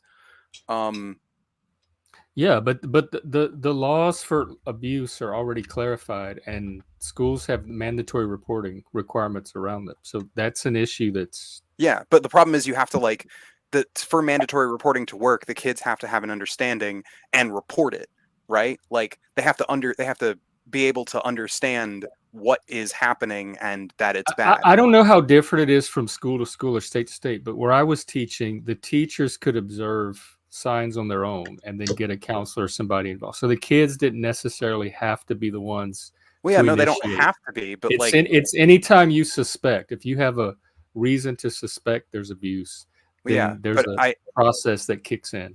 sure, but I think that we ought go a step further than just suspecting. I think we should be active in teaching kids what is and is not, I guess, allowed to happen to them. I'm okay with it. We were never taught that, and we somehow knew it. So if kids for some reason need to be taught this, I guess that is important information. I'm just surprised that that many kids need to even be taught this. I And a mean, lot of it has to do with like how much more sheltered we keep kids these days. I think like my generation and yours, Jeff, like we grew up like where we used to go play outside, and like I used to go ride my bike around my neighborhood for whenever I was like 10, 11, for like until like way after dark and stuff like that. And yeah. just like the things that like parents just don't let their kids do in general these days.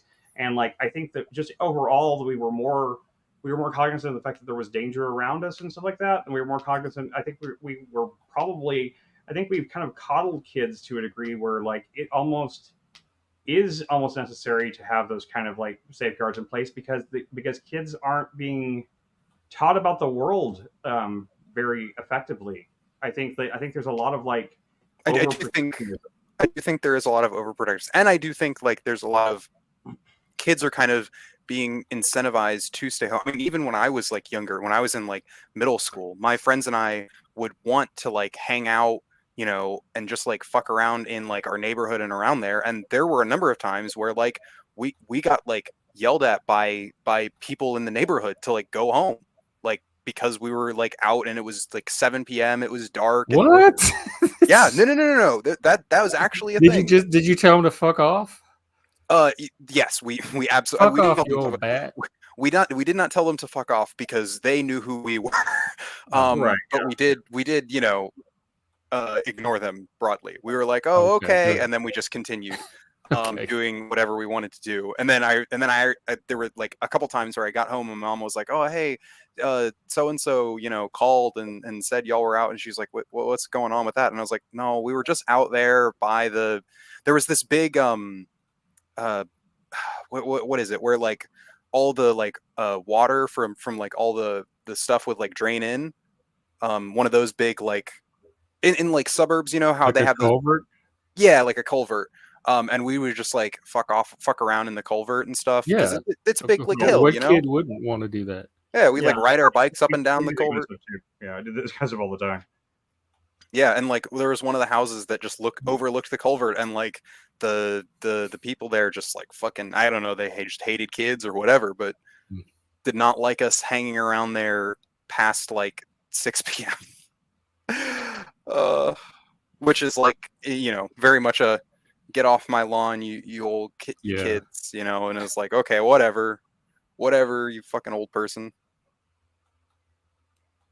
But I mean, like that kind of thing. Like if we had been more deferential, I mean, like we would have just fucking sat at home You know, and that's a lot less interesting, and broadly, you know, I think not as good. Also, like today, like just broadly, the world in which we've created is less welcoming to people interacting. You know, like it's all exactly. like, Once again, it comes down to the lack of community. yeah. Like there were Not in the South. communities in Even in neighborhoods. the South, and in suburbs in the South, especially, because I grew up in a suburb in the South, so you know, Yeah. that's, I mean, we didn't really have a community per se. You know, sure there was like a neighborhood. We would have like our little. We lived in a cul-de-sac, you know, and we would have How large was your town? Collierville. It was it's like 30,000 when I was younger. It's a lot bigger now, Oh, okay. but Yeah, that's pretty small. it's even bigger now. It's like at like 60, 70,000 people now, something like that. But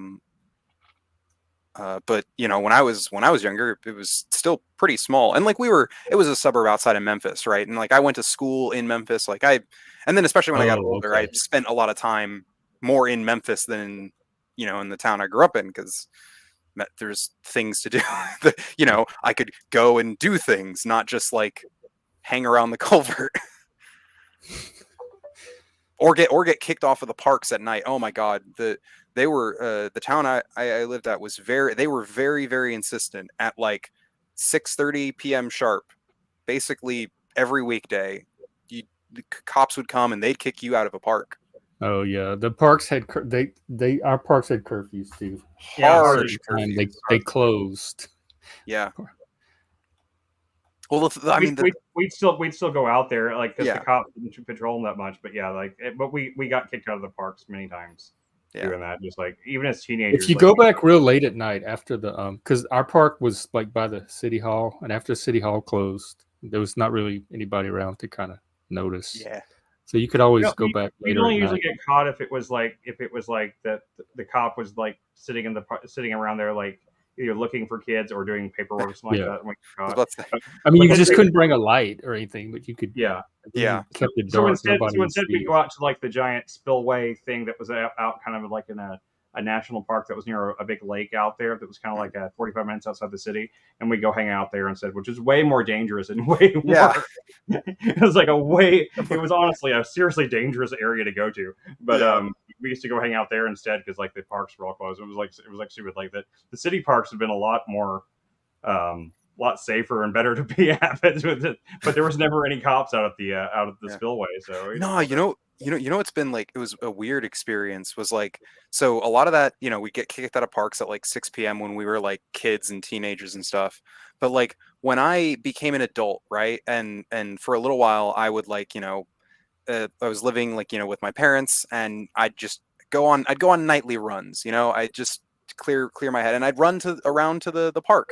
And as an adult, and like fucking zero police officers harassed me. I saw them out there too, and like they just were like, oh, okay, there's someone out there jogging. yeah. But it's not a teenager, so I'm not gonna find. I'm like, oh my God, like what? I was like, I'm just thinking, like, I mean, maybe their policies changed in the time since I was like a younger kid, but like if they didn't, like, oh my God, this is just because I'm an adult, and like, man, my town fucking hated kids. Well, That has changed.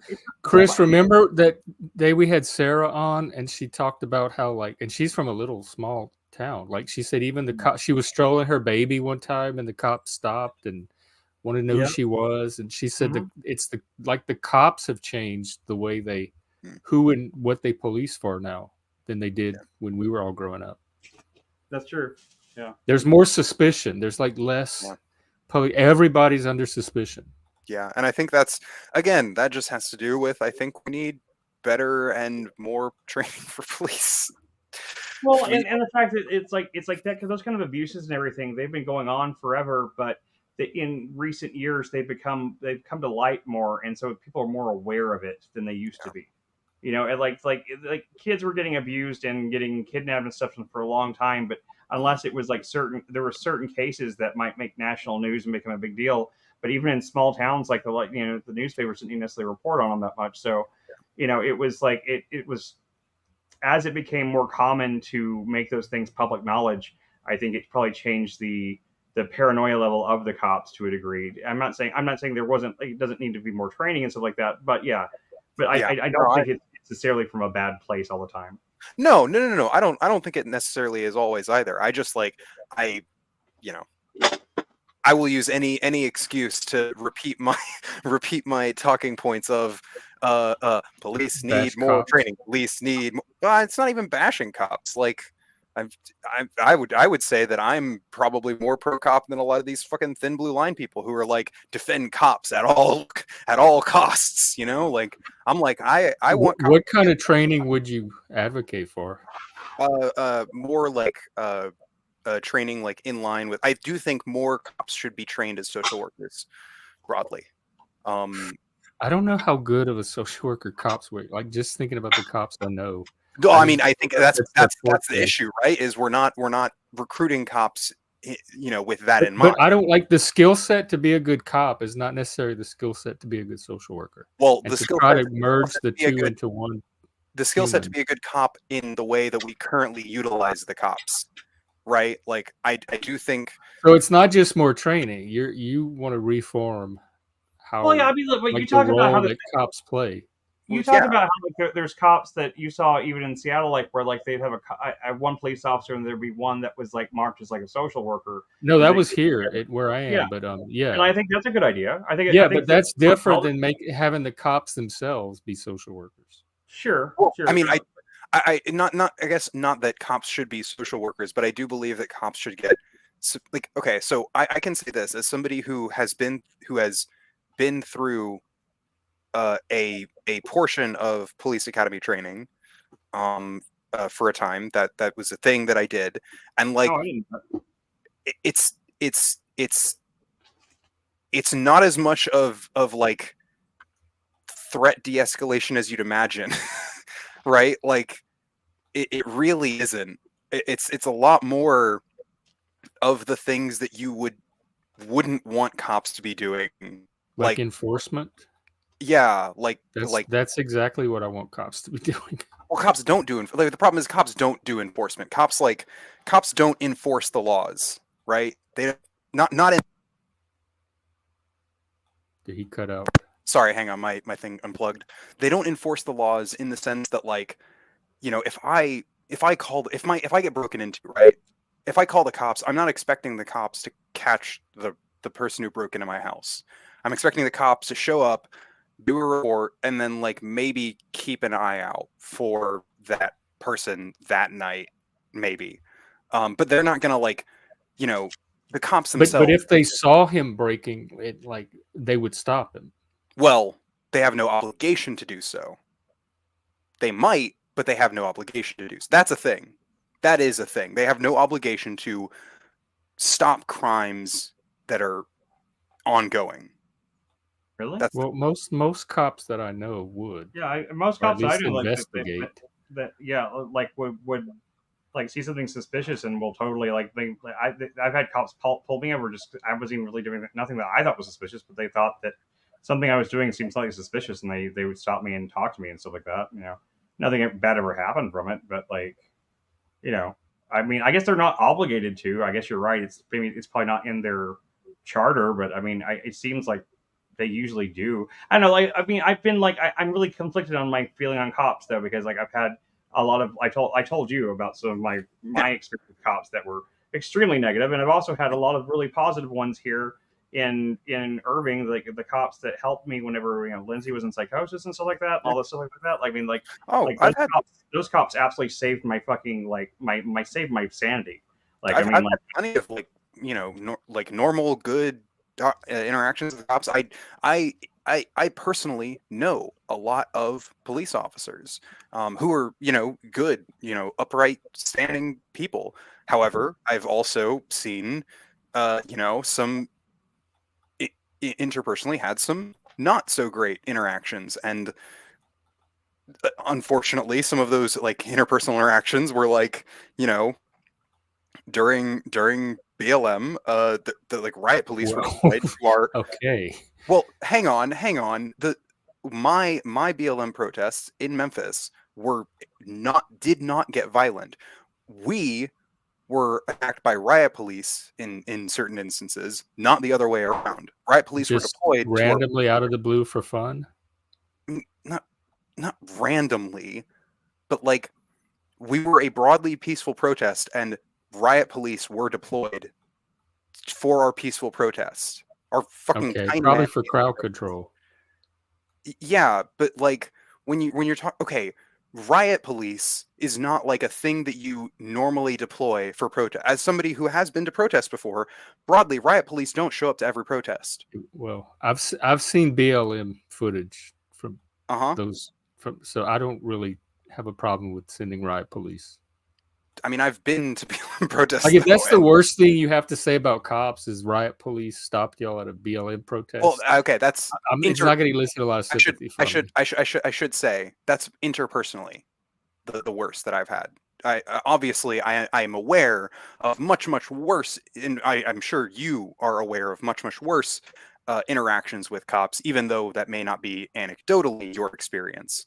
I'm just talking about, you know, my personal experiences with cops broadly have been positive, except for The BLM, right? Yeah. Well, I mean, but at the same time, because of But it wasn't a of the- riot; it was a protest. That's the Well, they thing. said riot cops, so the But BLM. I'm saying, but there were enough violent riots happening around the country that I'm sure that they were sitting them out because they were prepared for that to potentially break out into that.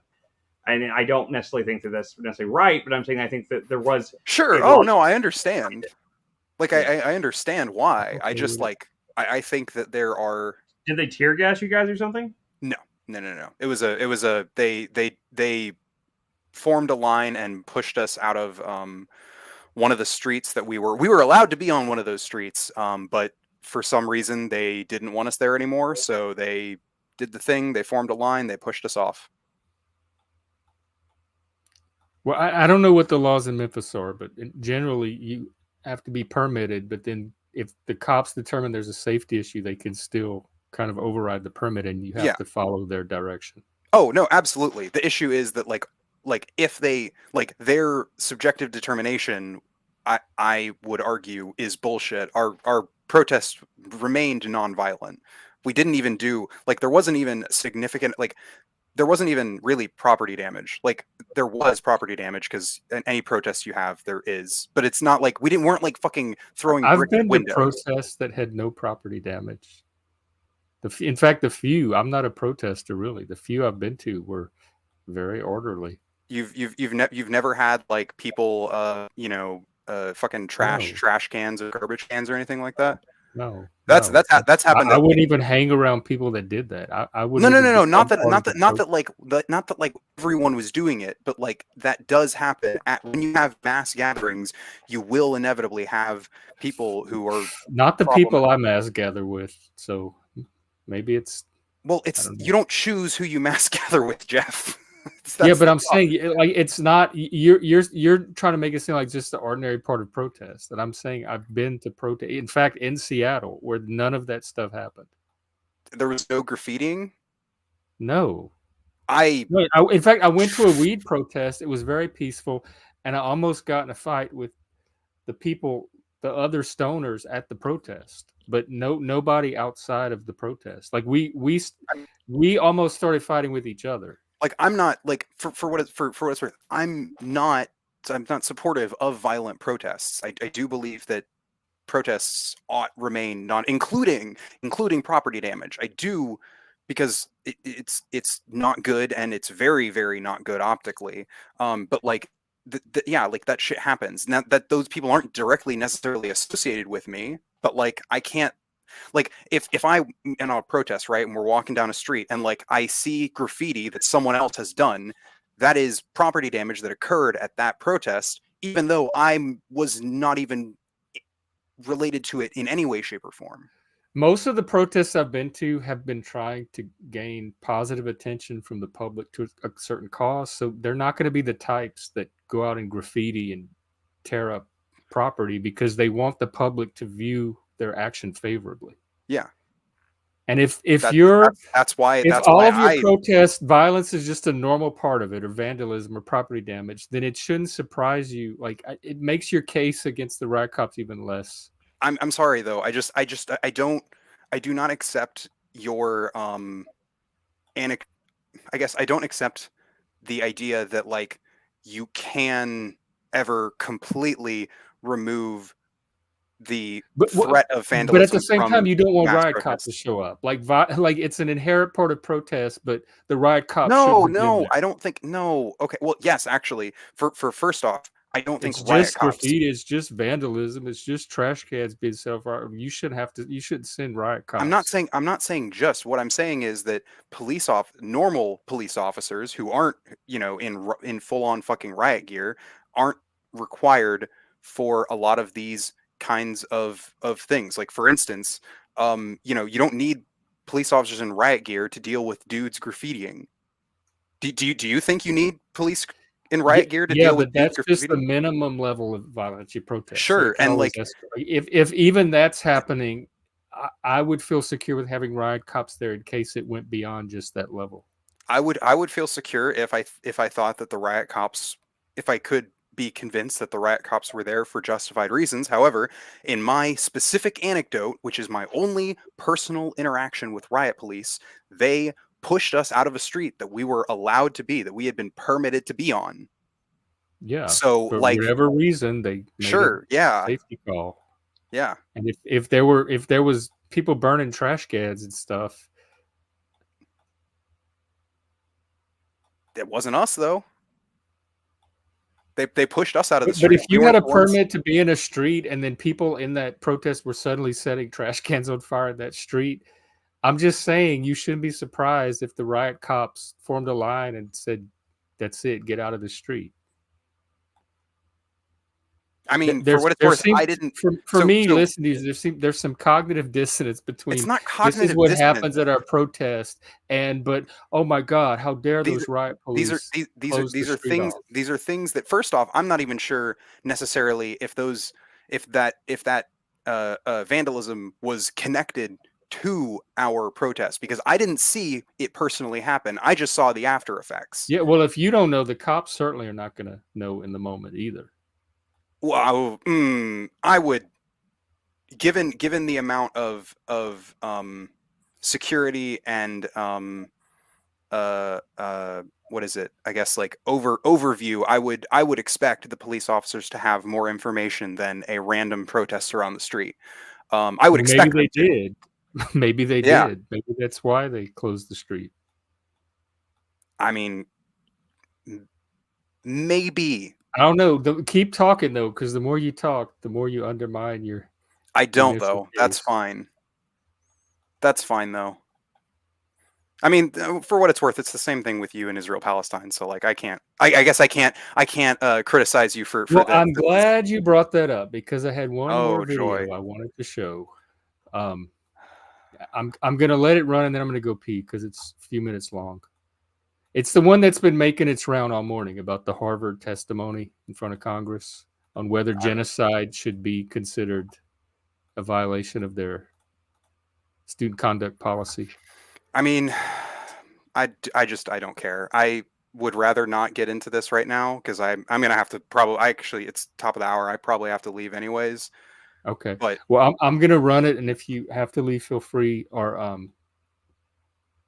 stick around. Either one. I just want to. I just mostly don't want to get angry at this right now. So I was angry about this enough this morning. So well, I mean, if you can't really control what you get angry about, but you can certainly manage it if it happens.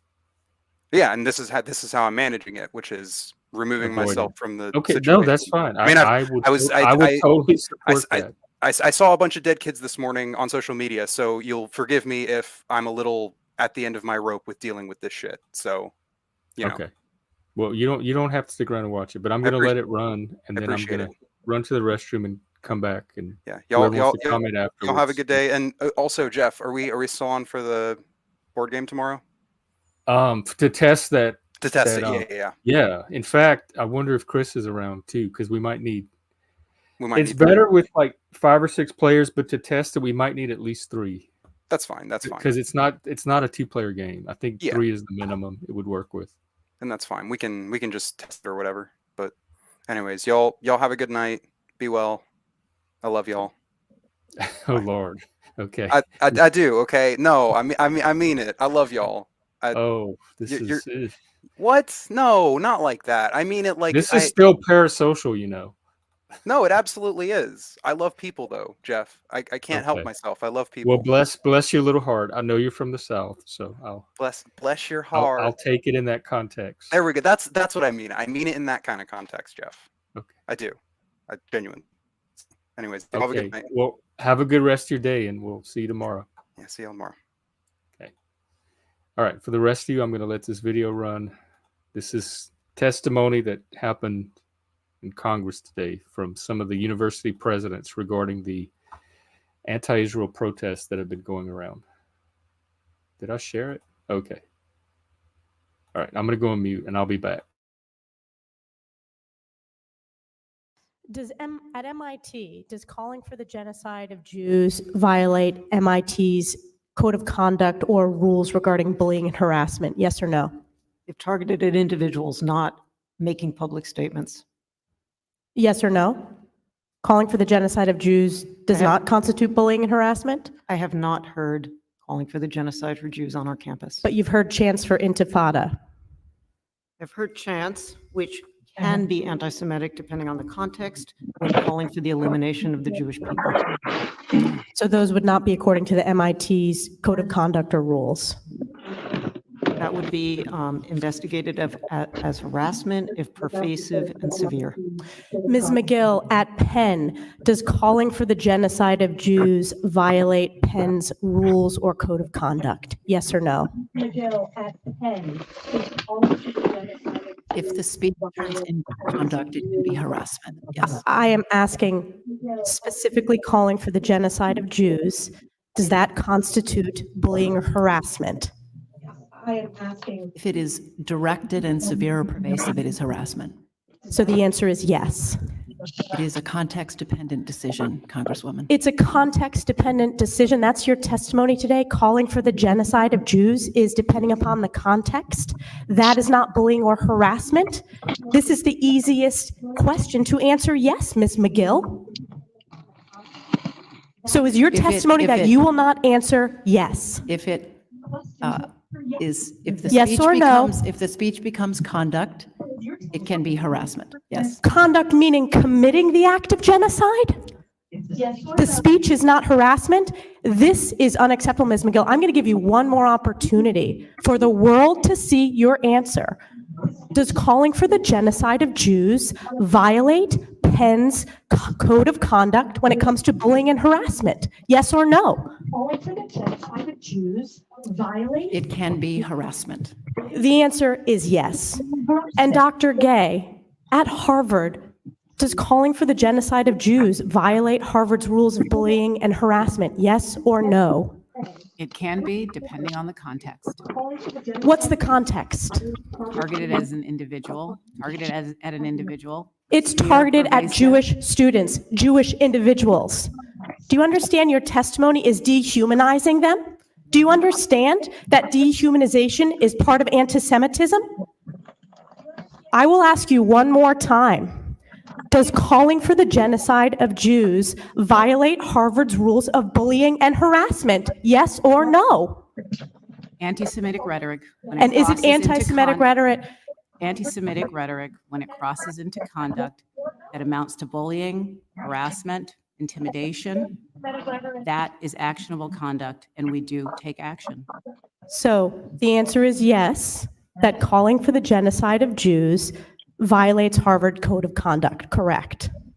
So the answer is Again, it depends on the context. It does not depend on the context. The answer is yes, and this is why you should resign. These are unacceptable answers across the board. It does not depend on the context. The answer is yes. These are unacceptable answers. Oh, how many computers are you on? I had to switch back to my phone because I had to come find something for Lindsay. So I had to pick up my phone. I had to try to find something. So Oh, there's an echo. yeah, I'm going back upstairs to the computer now. Oh, okay. I'll see when you get there. I was trying to jump back on to save Iden Liberty, but it wouldn't load for some reason. So, and then I was holding the phone. So.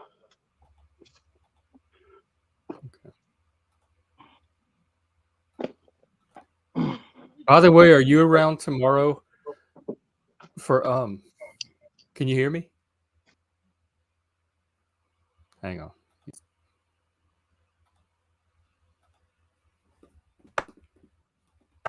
Yeah. Okay. I can hear you now. Yeah. Are you around tomorrow after let me see what I think let me see what time. 7:00 your time. We're supposed to try to test out that game. Yeah, I'll be around. Okay. No, I was trying to jump back in just to say like that. Because me and Liv talked for a long time last night because we watched the movie Three Kings, and we were talking about the although that clip, yeah, that clip is complete bullshit. I have no idea like what kind of I really wanted the woman to ask them, describe me a context in which calling for the death of all Jews is not harassment.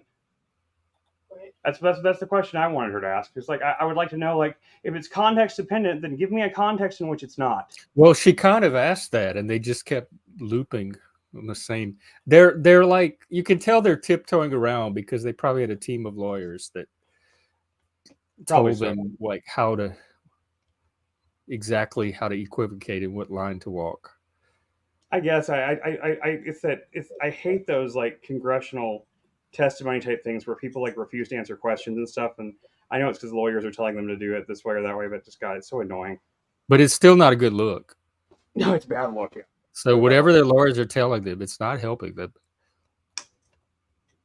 I mean, because I feel like if the question was if is calling for the eradication of all Palestinians, is that harassment? I don't feel like the answer would be so vague. Part of it is the free speech laws, like what's allowed, but colleges violate free speech laws all the fucking time. But part of it, like there are some things like that could be allowed under the umbrella of free speech as long as it doesn't cross certain lines. But then that's also very easy to articulate. I could articulate it, and I'm not even an academic or a college president or administrator. So for them to sit there and not be able to say it.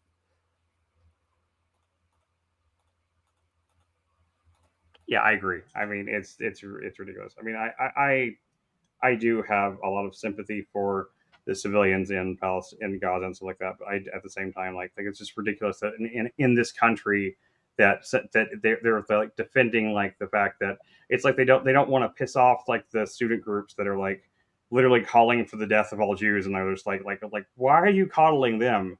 Like, like, why are you coddling anyone? Like, no one needs to be because Jews are white people. They're white oppressor. If you understand wokeness, it makes perfect sense. I suppose that's true. This is the new BLM. And so like they wouldn't be able to come out against BLM in 2020. They can't come out against Free Palestine in 2023.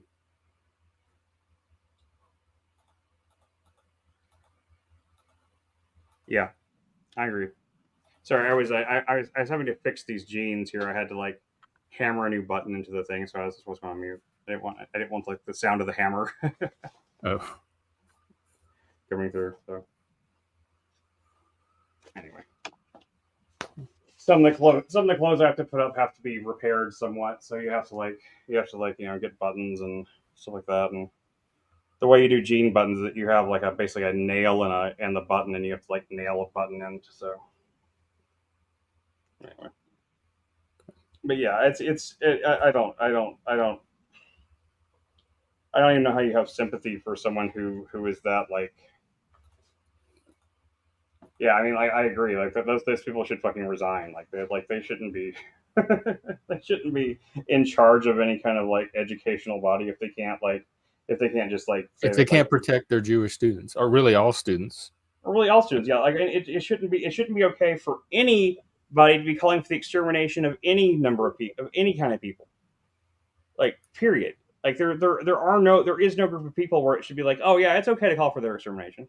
I think it's so funny that Israel people are trying to convince me that it's Israel that's committing the genocide when it's the pro-Palestinian protesters that are calling for actual genocide. Well, yeah, but they're calling for it, but they're not actually doing anything either. No, I don't. Neither is Israel. Right. But somehow Israel gets painted as worse than Hamas, and the genocide they're doing is worse than what the protests are calling for. But no one can show me this genocide or show me the equivalent October 7th or show me a bunch of Israel's chanting death to Palestine or whatever. I do think that at this point, with the bombing campaigns and everything that Israel is doing, they're probably doing more harm to themselves than good at this point, because they are definitely creating a new generation of Hamas style terrorists, probably ones that'll be more extreme and more. Why are they harming themselves by neutralizing a security threat?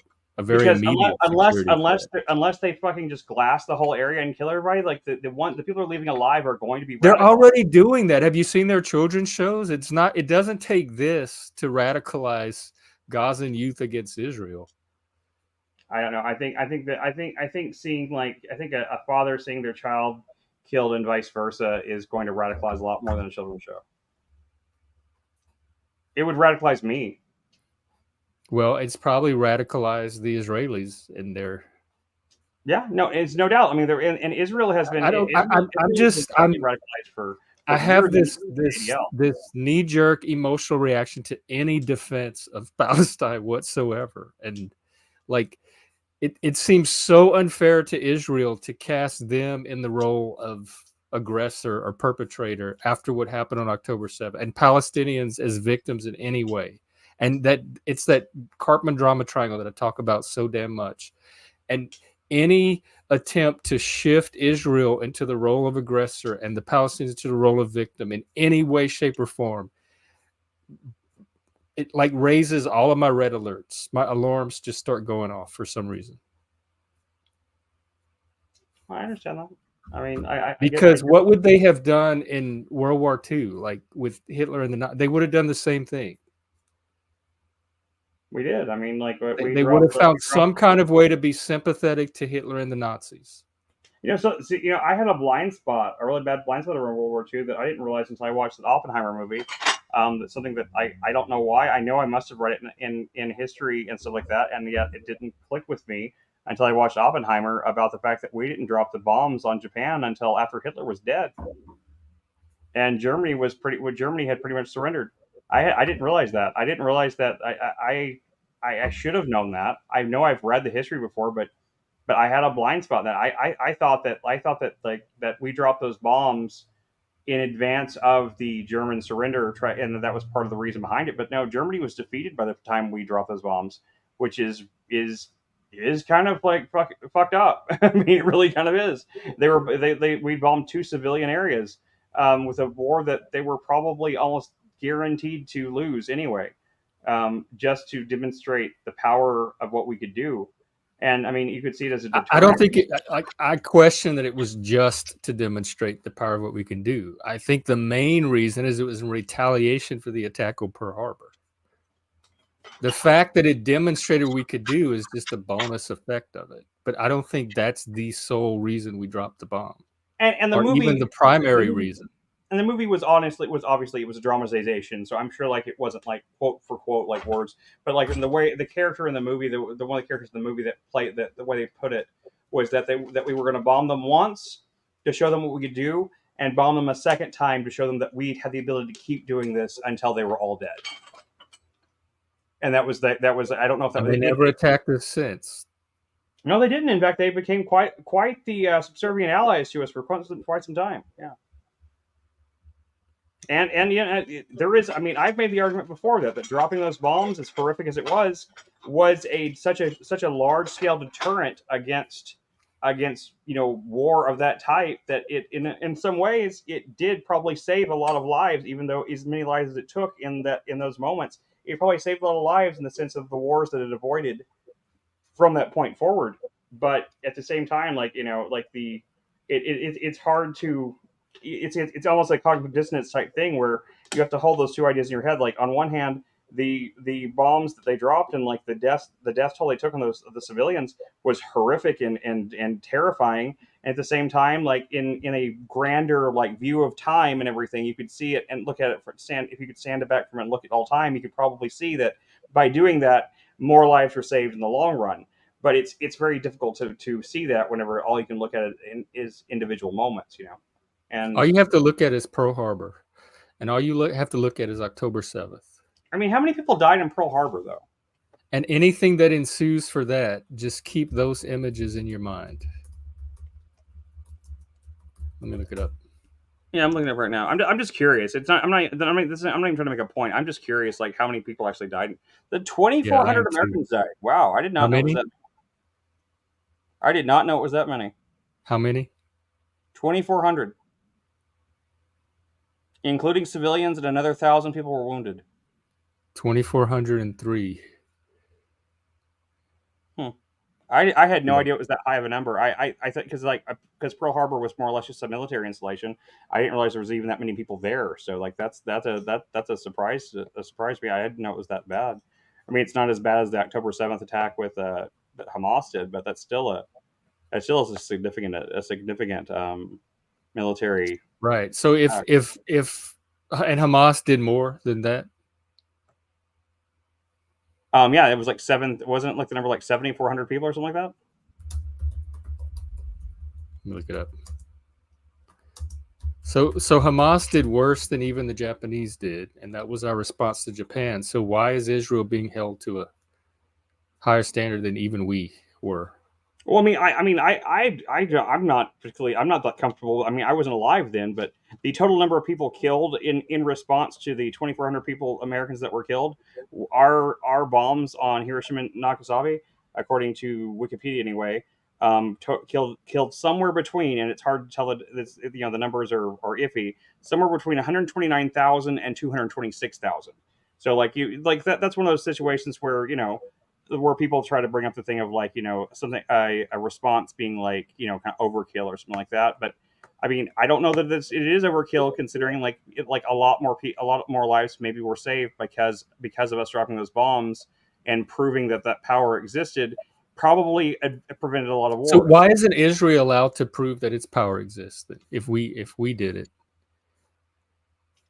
Yeah, I mean, they are. I mean, the fact that they haven't is, to me, one of the biggest arguments for the restraint that they're showing and the humanitarianism that they're showing. Well, me and Liv were talking last night. But it's not going to be good enough for Israel, no matter what.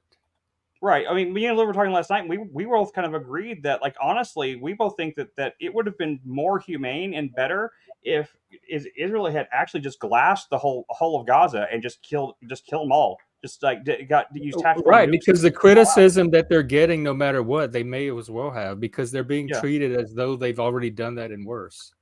Yeah, and in some ways it is less humane because of the fact they're dragging it out and just doing these constant bombings and stuff like that, and that's what I'm saying. They're creating a new generation of terrorists with that may have been already existed because no, stop right there. Do not blame Palestinian terrorism on Israel.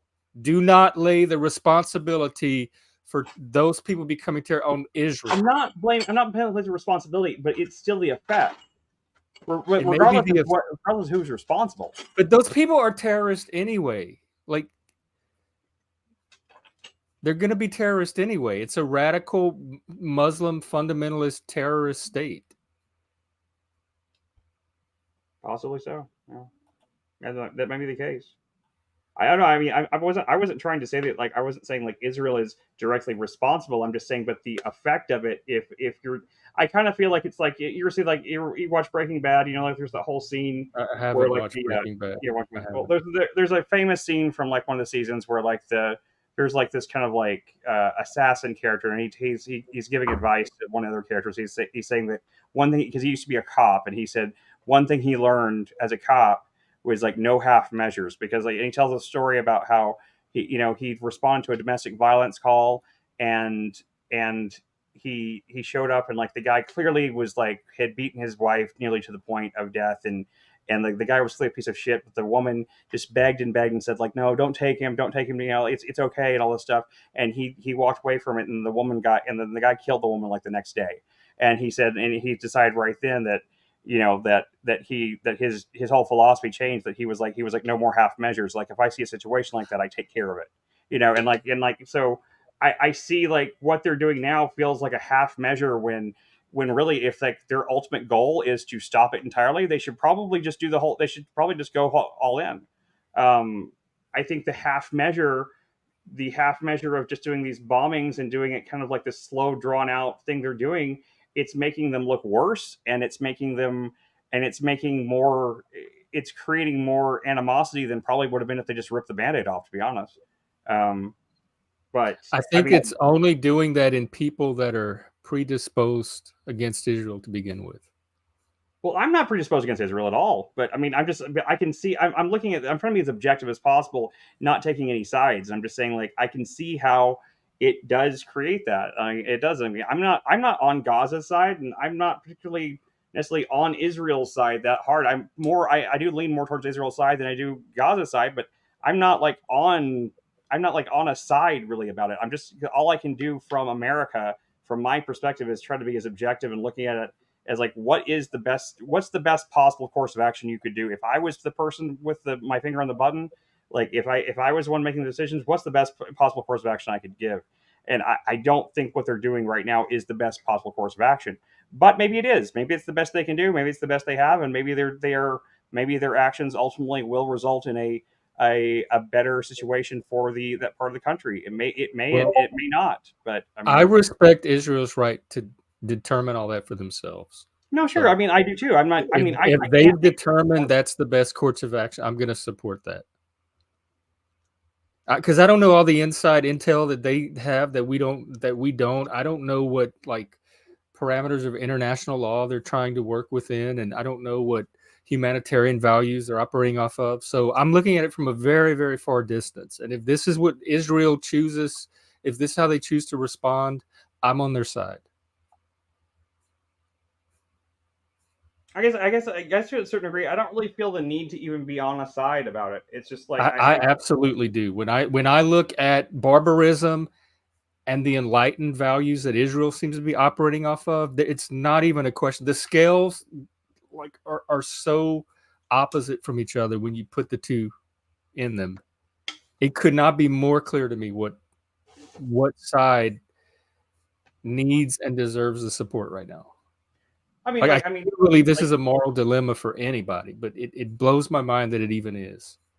I mean, I feel like, I definitely, I'm on the side of the fact that, like, in response to October 7th, that was a response needed and necessary. Was there some sort of, did Israel deserve? Are you serious? October 7th was a response necessary? We just looked at the numbers. No, I just said that.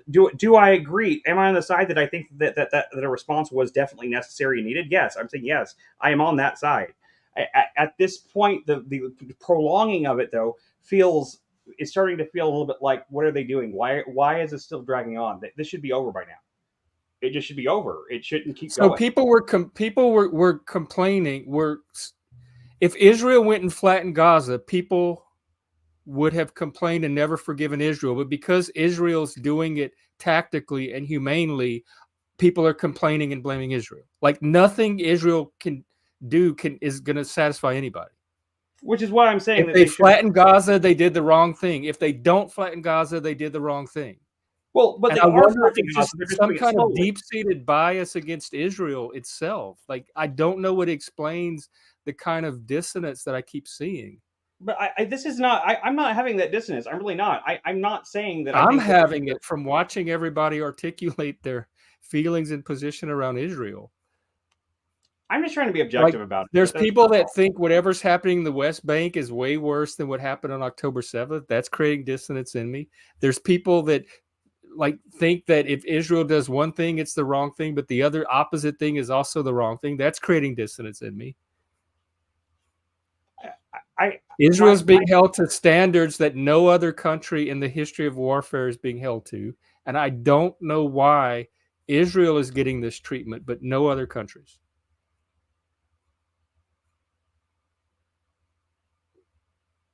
Even Russia, Ukraine didn't draw out this kind of polarity between people and like contradictions. And I will admit, I didn't pay close attention to Russia, Ukraine, but I don't remember seeing this level of craziness around it that I'm seeing around Israel, or confusion. I agree with that. I didn't. Past the first couple of weeks, I didn't hear much about Russia. For some reason, Israel, or the idea of Israel, brings out things in people that it really perplex me. I mean, like the main thing about the Russia Ukraine thing is that, like, I mean, that one was complicated just in the simple fact that there really were a large battalion of Nazis in Ukraine that that Ukraine was quite proud of, and that was part of the Russia's stated goal was to denazify it, and maybe that was a cover. But Russia's goal was to get that land back and those people, like, so they could be Russian again. And honestly, I don't entirely understand like why Ukraine is so damn like why they were so damn resistant to that idea of re-merging with Russia, because I don't think neither Russia nor Ukraine's economy has been that great.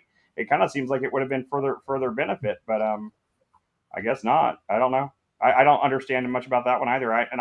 I've looked into it as much as I can. I try to look at it objectively too, and all I can see is that, like, well, the bottom line is they don't want to. They're a self-determining nation, and they don't want to, and that should be good enough. Oh, that's fine. Yeah. Just like Israel wants to respond October 7th in this way, and that should be good enough. I can't change it, and I'm at peace with it. I mean, I'm at peace of however they want to do it. It ultimately doesn't like really. If I try to look at it from a geopolitical perspective for Israel and Palestine, and for Russia and Ukraine, all these things, and not to mention the stuff that's happening with Iran right now, and like some of the attacks on some of the U.S. military bases and stuff like that, I do see a lot of destabilization happening over in the Middle East, and that can be very dangerous. That could cause a lot of problems for our country and stuff like that. And like I would like to see some kind of resolution happen soon, because I am worried that it's going to end up creating a big problem for just the United States, period. And I as I said before, I personally would have zero problem if we pulled all the money out of Ukraine and Israel and everything and took care of our own citizens first. That's what I think we should do. I think we should just get out of the Israel Ukraine business, period. I just well, I don't know anything about the Ukraine situation, but it's my understanding we have treaties with Israel, so it may not be possible to just completely disengage. We definitely do have treaties with Israel, but I don't know if the treaties necessarily like. I don't know. Yeah, I know nothing about the treaty, so I'll just keep my mouth shut on that, because I don't know. It very may be the case that our treaties actually do stipulate that we have to give them so much money and stuff like that. So that may be very much the case with Ukraine. Definitely, I don't know either. We're just shipping billions of dollars to them but I do. One thing I am 100% sure of is that people way smarter than you and I, with way more inside information about this, have thought through every possibility we can come up with and more. And I trust them to do their jobs more than me. I don't think I have this superior insight into it than they do at all. So I'm just looking at it. I'm on your side there 100%. Like that is one thing I've said. That's the reason, like, I almost like don't even feel like comfortable talking about it much anymore, because I honestly I feel like my knowledge, no matter how much I research and look into it, is so limited and so like have so many blind spots to it that I would never even be able to overcome it unless I actually was over there on the ground seeing it with my own eyes, what was happening, and had that information. That I feel like a kind of a fool even making judgments in any way about like what's happening, and like against Israel, against Ukraine, against Russia, anything. I don't feel that I have the right or the intellectual like position that kind of is required to have a real true opinion on it. I try to, like, from what I know, I try to be as objective and as dispassionate about it as possible too, and not try to take it as emotionally. I try not to look at it emotionally, because it would be very easily for me to look at it from a very emotional perspective when you see pictures of dead kids and you see pictures of parents mourning their children, all the stuff like that. And that because as a father, that shit gets to me, and like it'd be very easy for me to fall into like that trap of just feeling emotional about it and just feeling sad about it to the point where it's easy just to like just be like just get very black pilled in the whole situation, period. So I try to keep myself from being emotional about it and try to take a dispassionate, objective look at it from the best I can whenever it's brought up, just so I can try to like have some peace about it myself, because like I mean it's a disquieting situation regardless. No matter if I'm completely on Israel's side or not, it's still very a disquieting and upsetting thing that's happening. Like the ongoing warfare over there is killing a lot of people on both sides. Hamas is still launching rockets at Israel. It's not a one-sided war like some people have been portraying it as. There still are people from the Gaza side that are fighting back and are shooting missiles and are shooting people and taking hostages and all that sort of thing. That's still happening. So, I mean, like it's very easy to like just kind of like to simplify it down to like one side good, one side bad, and leave it at that. And like, but even as much as like I want to be like on one side or the other, I all I can see is that I think one side is good and one side is bad, like way better than the other. Maybe, but I don't know that either side is like with Nazi Germany. Was Nazi Germany like one side good, one side bad, or? I think even Nazi Germany, there was a lot of people in Germany that did not support the Nazis and did not. I'm not asking that. I'm asking the issue itself, not whether people support it or not. If the state of Germany was so obvious on its face to me that there was one side good and one side bad, and this one is just as clear to me, and that's why people that try to shade it confuse me, because this is as clear to me as what happened in World War II. I don't in any way feel that Gaza's side is good. I do feel like there are shades of variation on how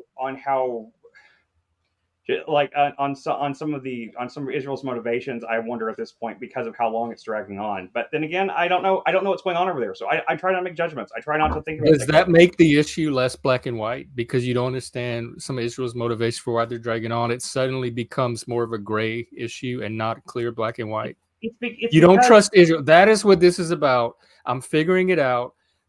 People that are Israel skeptics, there's something about Israel they do not trust. There's not enough transparency, so their mind starts creating scenarios and narratives about Israel that raises suspicion about it. Explicitly what I'm saying I'm trying not to do. I am trying not to create narratives because I don't have all the facts and information.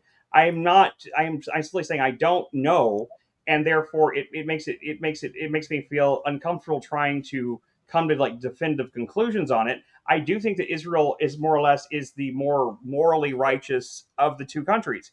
I do, but at the same time, I don't trust any country. It's the more civilized and enlightened. It's for sure. For sure, yeah, for sure, definitely. Like I read that thread yesterday of all the rights that the Arab citizens had and all the things they get to do in Israel that they can't even do in their own countries. Right, and which is one of those things that like whenever you realize of it, it's really weird and really strange, like that how much like animosity they tend to show from like they show all those protests like like where like the Palestinians are saying from the river to the sea, and then the Israelis are saying like kill all the Arabs and stuff like that, and it's like you guys all live together though. Like I mean, it really does seem like it would have been much better if they could have if they really could have somehow taken this opportunity to actually take the opportunity to turn it to a one-state solution instead of a two-state solution somehow, because I feel like there's already a lot of Arabs living there, so why can't they just absorb the Arab population from Gaza, the innocent civilians? Why can't they absorb those civilians into Israel and integrate them? They don't want to be absorbed. The Palestinians do not want that. They don't even want a two-state solution. Right. It's not Israel. They want a one-state solution where they're the only state. Yeah, that's true. Yeah. So they're not going to accept Israel having the one state. So that's why at minimum a two-state. But also, again, that's the Palestinians that keep rejecting the two-state solution. No, yeah, I mean, no, I looked into that, and like, I mean, I did find a couple of articles that made the claim that it was the other way around, but it seems like the general consensus overall in everything I could find shows that it's Palestine has walked away from the peace talks and walked away from the deals on at least 9 out of 10 of the situations. There might have been like one time when Israel walked away because of something, but it was kind of unclear to me like what that situation was. But it seems like 9 times out of 10 it's been Palestine that's walked away. So yeah, I mean, it's a clusterfuck, man. It's a real clusterfuck. I mean, it's like this. It seems like an unwinnable situation whenever like one side is like. That's why I'm saying like even Lib agreed with me last night where we were talking. I was like honestly, it's horrific, but I think they should have just like if this is what they wanted, they should just glass the whole thing. They should just like freaking wiped it out and just taken the ultimate like the bullet of to the Israel's reputation that it would have taken the hit to the reputation. I feel like would have faded over time a lot faster if they'd ripped the band-aid off instead of doing this prolonged thing that they're doing now. Because like the prolonged thing is just making it seem more. It's given more and more like it's like something that builds every day. There's new footage, there's new deaths, there's new. Whereas if it was one and done, it would have been like there have been one number and it would have been a high number and it would have been almost too much to almost too much for people to really absorb, and they probably would have weathered that storm better. And it would have been horrific and terrible, but it would have at least solved the conflict, and it wouldn't be something that would be creating the destabilization in the Middle East that it's creating right now. But I don't know anything honestly when it comes to this stuff, so I mean my opinions are mostly useless. So I wish they weren't, but I don't feel like it's my area of expertise. Global It's okay to geopolitics. not have an opinion, by the way. But I mean, I do feel like there is a certain amount of pressure to have an opinion about it these days, and I do feel like when I read about this stuff and I hear about it, I mean, it's hard not to have some kind of opinion. But like the more I try to refine my opinion, the less of an opinion I have. I think I'm getting more and closer and closer to just having no opinion on it. I can't wrap my head around it. I can wrap my head around the idea of Israel being like the Western liberal democracy and like them and what was perpetrated against them, and also the fact that Israel overall has had a constant campaign from like organizations like the ADL that has been just pushing that narrative. The same thing that happens in this country with like black people and other things. This constant narrative that they're victims, they're victims, they're victims, they're victims, and like people are out to kill them all the time, even when it's not true. And so I think even in the Israeli context, I think a lot of these people are kind of traumatized because of like the history they know of their own people, and like the ADL and other groups like that are constantly pushing this narrative that they are always on the brink of extermination because everyone wants them dead. And so like when something like this happens, like of course they feel like they have to fight back and destroy the enemy with everything they have because they are, they've been literally like conditioned to Well, feel that doesn't way. their history bear that out? I don't think it's just propaganda that's making them think that. Well, no, I mean, but the people in this country and stuff. I'm talking about the people in the U.S. and stuff. The ones that are acting, that are saying that kind of stuff, that are like taking those sides, those positions. I think that a lot. I mean, I'm just saying like there's a lot. Like even Elon Musk, has gone against the ADL recently and stuff like that because of like they paint everything as anti-Semitic, everything is anti-Israeli, everything's anti-Jewish. And I think that kind of like mentality seeps its way into any population psyche over time. I'm And starting to think that too, just from the conversations I've been having. There's something about Israel that people really, really resist. maybe it's true. Maybe it's I don't I've known not that many, but I've known several Jewish. I never even thought of them as Jewish. I didn't even know they were Jewish until like it came up much time later. I have no animosity towards Jewish people or Israeli people at all. In fact, like as I said once before, I think on the podcast on the show, I think I mentioned how whenever I was like 16 or 17, I used to on ICQ I became friends for a short time. Like I was pen pals with this young Israeli girl that We were both fans of the band Jimmy Eat World, and we used to talk about music and just what life was like over there for her and stuff like that. And it was just like a friendship, just like an internet friendship type thing. We talked on and off for years until she went to the she had to go do her mandatory service in the military. That's when I lost contact with her. And and so my overall sentiments and feelings towards Israel has mostly been colored by that interaction, that one person. It's the only person I've ever known from Israel, and the only person I've ever really spoken to from there. And she was just one of the sweetest people I've ever talked to, and she wasn't much different than in America. Her whole the music she liked, the kind of her attitudes about things. It was the only thing that was really different is that they had mandatory military service, and so a lot of my good feelings about Israel are colored by that in itself. And so I have no animosity towards Israel at all. I feel like I don't like this. I don't like the way this conflict is going, but it's not because I don't like Israel. I feel like the way this conflict is going is I just get a bad feeling. I The get this feeling conflict is Hamas's fault. There wouldn't be this conflict but for Hamas. But Israel's the one that's getting penalized in the court of public opinion. I agree with that. Absolutely. I'm just saying I do have this bad vibe feeling with friends like those. Who needs it? If that's the kind of support Israel's getting. But this isn't me not supporting Israel. I'm saying I get this bad feeling about what's happening right now. I feel like it's headed somewhere really bad that's going to be bad for the whole world.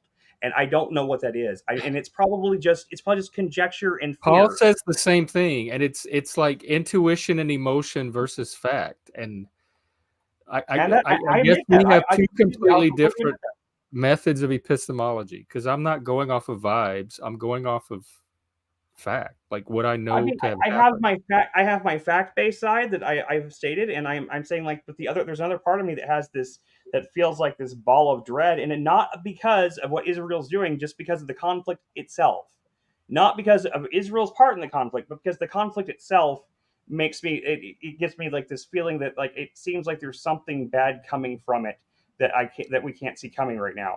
And that could be, and I hope I'm wrong. I absolutely 100% hope that is just nothing but a paranoid fear, and it's something that's unfounded and it's stupid. It's probably just a paranoid fear, and something. Yeah, I would be thrilled to be wrong about it. Thrilled to be wrong. It's not something I want to be true at all. That feeling still exists sometimes. You still have those feelings sometimes, and even if well, that feeling seems to be what's driving most of these discussions. They're not rational discussions. They're emotion. Was it emotional reasoning? And I'm not talking just with you in particular. I'm talking about all the people, Rowan, Paul, Lib, the people that I've had these kind of passionate discussions with. I think that's where the passion's coming from, is this whatever intuition you're having, they're having as well. But it's not grounded on anything empirical that I could discuss. I'm not that passionate about it. It's kind of like a side thing for me. I just kind of have this kind of back my mind kind of thing, something about you just described all this dread and yeah, but it's like if I think about the conflict itself, if I just put my focus on the conflict, not about the people involved in it, not about Israel versus Hamas or any of that stuff. I just think about the conflict itself, and just that as a conflict, I get this vibe, I get this feeling that, and I don't think about it that often, but when I think about it, I feel like there's something coming from it. But I don't think about it that often. When we're not talking about the stream, I don't think about Israel Palestine. It doesn't really. It's just not relevant to the rest of my life. I don't have a lot of time to. I'm dealing with the baby and trying to get the house together and stuff like that. Israel Palestine just isn't part of my regular thought patterns. I was thinking about somewhat. We talked about somewhat. Liv talked about somewhat. We watched that movie Three Kings, and it actually is a very relevant movie. Wait, which movie? Oh, Three Kings. Three Kings, not about Israel Palestine specifically. But it's a very relevant movie in terms of being about. It deals a lot with refugees and conflicts like that. It's about the Gulf War, the first Gulf War, the George Bush Senior's Gulf War, right? And it's about the end days of that, and these three soldiers that are going off to try to steal a bunch of the gold that Saddam Hussein has sold from Kuwait, and they're trying to steal this gold, and at the same time, while they're doing this, they get caught up with this band of refugees that are trying to escape, because Saddam is still exterminating people that stood up against him. And so they're trying to help these people that actually tried to help the U.S. to get rid of Saddam. and they're trying to help them get across the border to Iran, I think, or something like that. And they're trying to help them get there, and at the same time, like the U.S. military, but they're also being AWOL, so the U.S. military is chasing them, and they're trying to stop them. And there's all these like issues that come into play in this movie, and there's some scenes in there that really like you kind of can't watch it today without thinking about the refugee crisis at the border and about Ukraine, about things like things about Israel, Palestine, stuff like that. They're just like all these conflicts and stuff because of the same area of the world and the same stuff like that. And so that had me thinking about it. But I mean, most of the time, I was really just thinking about how good that fucking movie is. That movie is amazing. It's way better than I remember it being. It's so goddamn good. It's a great heist movie, and it's a great military war movie too. But yeah, it's just but it certainly brought up some like thoughts about it. But I can't say like what those thoughts really, it didn't really give any specific thoughts or giving any new opinions or insights to it. It just definitely made me think of it. It made me think of what's happening right now in the world. But I mean, I all I can say is that I genuinely want and hope that whatever is going to happen from here forward is that they are able to reach some kind of a resolution, some kind of peaceful resolution, not peaceful, even if it's a violent resolution to it, but a resolution to this conflict, sometime in the next 12 months, because like, I mean, Gaza's not that big. It's not that big of a even strip of land. And I just don't see how there could be that much more to bomb really at this point. It feels like they should have it leveled by now. So hopefully it'll be over one way or another soon, and then maybe things can start settling back down, and maybe they can start talking peace with the West Bank or something like that, and try to find some way forward. I mean, like, yeah, Gaza were the aggressors here. They did the bad thing, and they paid a dear price for it, and hopefully that'll keep them from doing it again, but it probably won't. Especially when you have people like the Didn't you Hamas. say they're still shooting rockets? Yeah, according to what I saw in the news just like yesterday, like there's even footage of like Hamas and like their from various installations they have all set up around the Gaza Strip. They're still firing rockets into Israel and still trying to destroy Israeli. I'm supposed to kill Israeli people and Jews as we speak. They're still.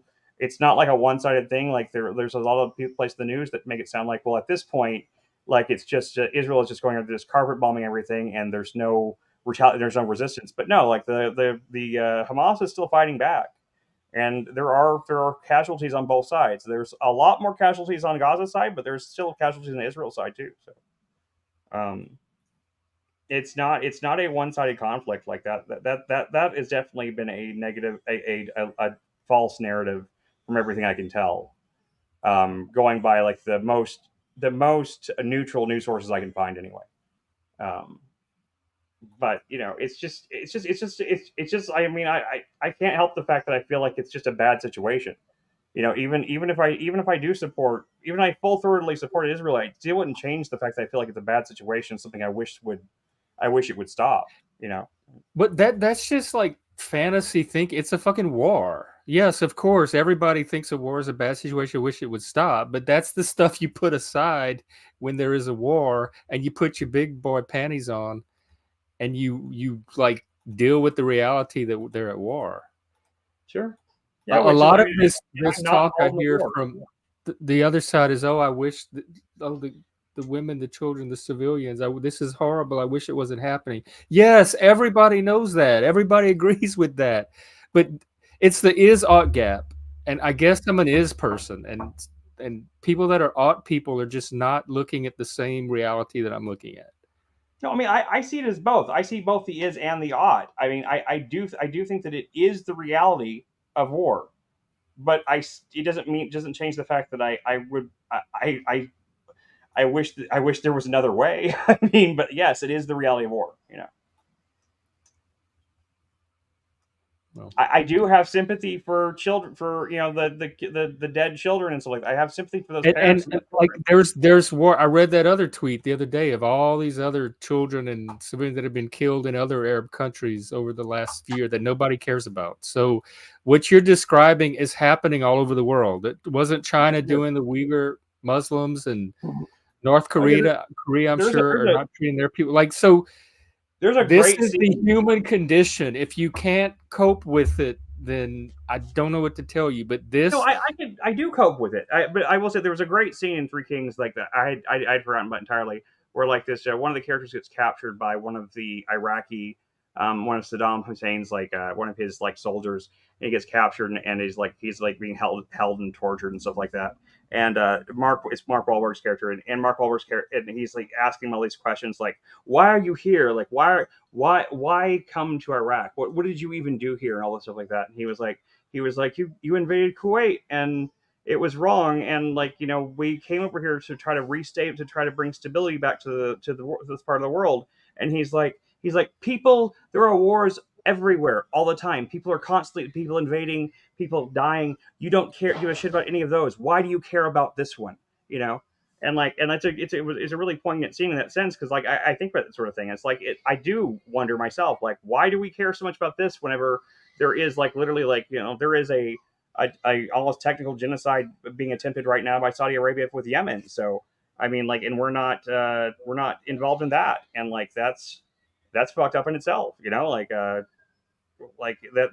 that's we're just like letting that slide. But everybody has an opinion on Israel Palestine. Like, yeah, there's a lot of things, there's a lot of death and a lot of destruction in the world that nobody has an opinion on. Nobody seems to care about. I don't know why people care so much more about this one.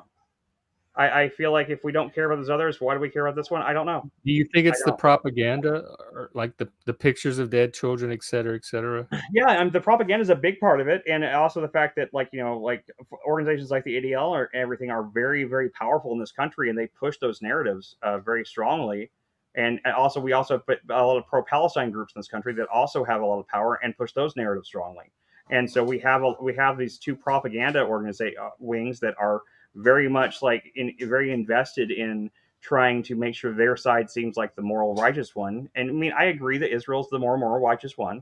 I'm just saying, but I think that when you have these propaganda organizations like that, but there is no Yemen there's no pro Yemen group in this country that is sending out propaganda about what's happening in Yemen. So we don't hear about it. And not to mention the fact that we're allied with China, which has been committing atrocities for decades and decades, and we're fucking butt buddies with them. So I mean, like, I don't agree with any of it. I think it's all fucked up, but it is the reality of the world. It is what it is. You can't, denying it or trying to wish it away isn't going to help anything. um but like but my empathetic side gets the best of me sometimes, and I do feel that empathy, and I feel sorrow and bad for those people, even if I see it as ultimately what has to be. I think I don't see why you can't do both. I don't see why it's like I can't feel sympathy for You can do both. I just notice it impacting people's rationality.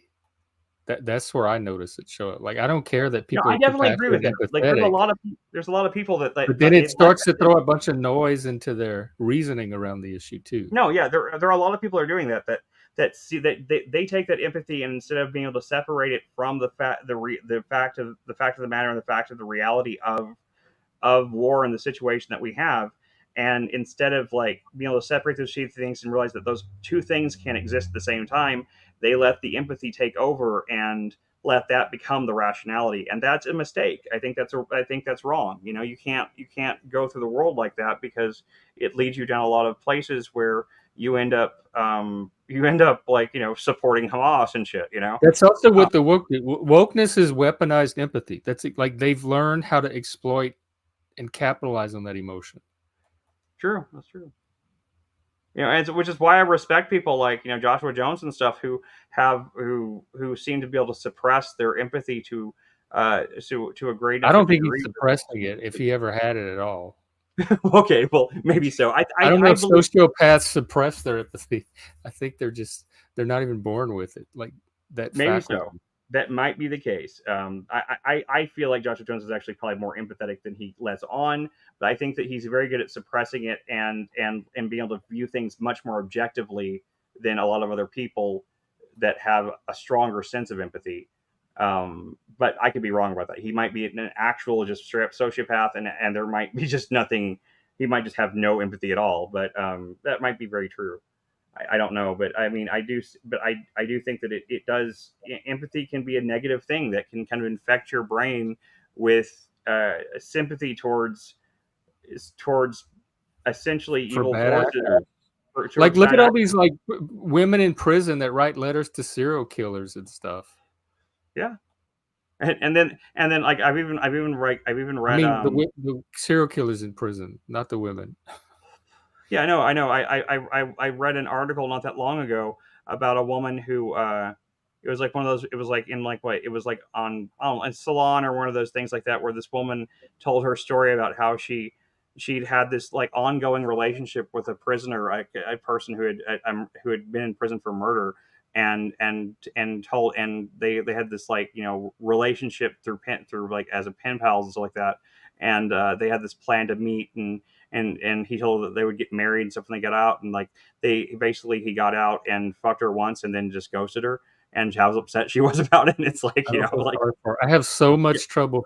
That's who I have lack of empathy for. Is yeah, I have a people. lack of empathy for that too. I completely have a lack of empathy for that. It's like what did you expect to happen? Like this is a person that you knew was a bad person. I mean, or the same if the same thing happened where like the if the woman had met up with the serial killer guy and he killed her like right away, then like it would be like, well, like, what did you expect to happen? Um, those kind of things happen. They're part of the world that we live in, and which is why my main focus, the things I try to focus most of my thought and time on is about trying to create communities, trying to create community, and trying to create positive environments for people to think and grow and try to create more positive creative solutions for things in the world instead of and when I can't do anything about wars. I can't do anything to affect the outcomes or the situations of wars, but I can affect myself and I can try to positively affect the people that are near me, and that's what I try to put most of my energy into. I don't feel like it's a good use of my energy to get too upset about or to feel too much about a conflict like Israel Palestine, because I ultimately don't have any. I have no agency or ability to affect it in any way beyond just like being like, yep, it's I good for them or bad for them, or that's a good thing or that's a bad thing. I can say those things, but it doesn't affect anything. I feel the things I can affect are my effects on the community and the people I know and the people I care about, and that's where I try to focus my energy, because anything else just seems like I'm spinning wheels that I'm just wasting energy in a lot of ways. I don't know. It does it can bring me down. It's a thing that can actually bring me down and make me feel sad and depressed, and it's not healthy to do that, I don't think. So I don't know. I try my best to stay principled about political things, like when it comes to to geopolitics and stuff like that. I know for a fact that I don't understand it. I don't understand all of the factors at play in those geopolitical situations. There's no way I could possibly understand the reasoning behind why Israel is doing the things the way they're doing them, and therefore I kind of default to what you say, like you kind of have to trust that since they are essentially the wronged one and the one that's in the more moral stance in general, that generally I guess I can support them, but I can't say I understand it entirely. I can't say I fully get it, but I can say that at least that from what I can tell, that is probably as right as you can get. But I don't know. Every time I talk about it or have a conversation about it, the same way it was the same way last night when I talked to Liv about it. At the end of any conversation about Israel Palestine, I just kind of feel kind of drained and defeated about it. I just feel like it just sucks, and like what can I do? Well, is there something else you want to talk about to like cleanse your palate before we I don't know, Right. man. Yeah, it's I will say, like, I will say, like, and I don't know if he's still listening or not, but like, I will say, like, I really have. It's really meant a lot to me. I said this to him last night, and I'll say it to you again. Like, like these last few weeks and a couple months or whatever, like, building the friendships I managed to build with you and with him. I know you were saying that it was still a parasocial relationship, but I feel myself. I Well, feel that only because we haven't met in person yet. Like we don't.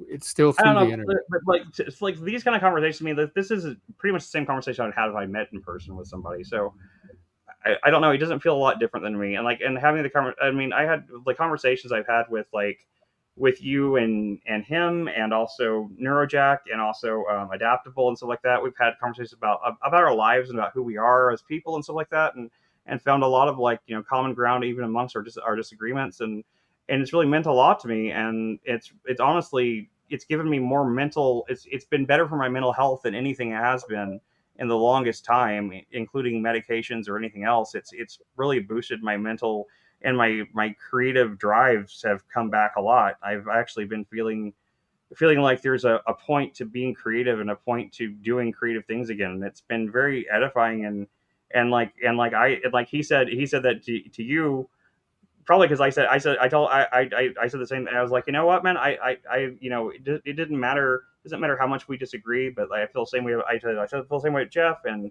Jack and a lot of and the other people I've been talking to on Discord and stuff like that.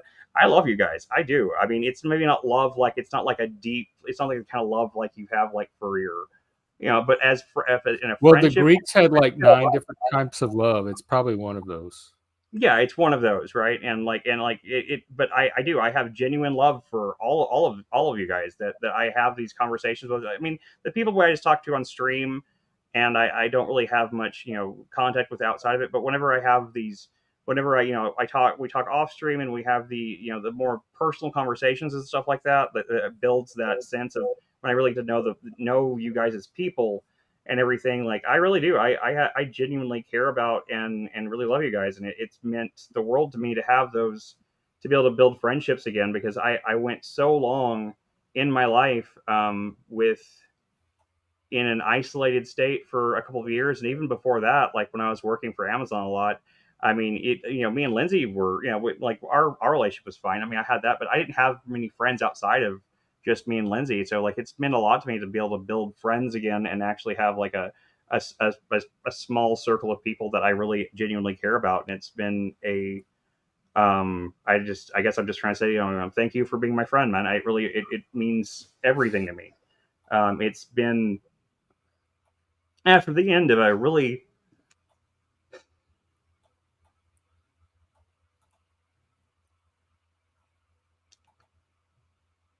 yeah, it just been a really bad few years. I'm coming out of that, coming out of that shit, and finding friends on the other end of it's been a lot to me.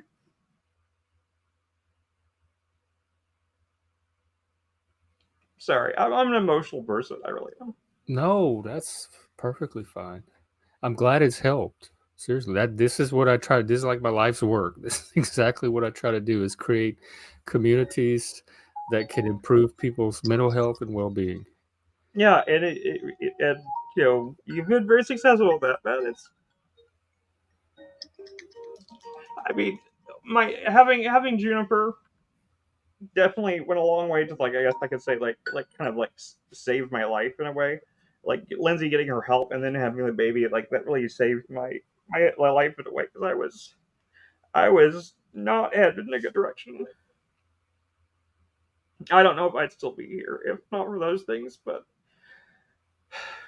then finding community and friendship again has been, it's something I honestly I didn't think or I didn't know that I would ever have real friends again, and so it's just been a lot.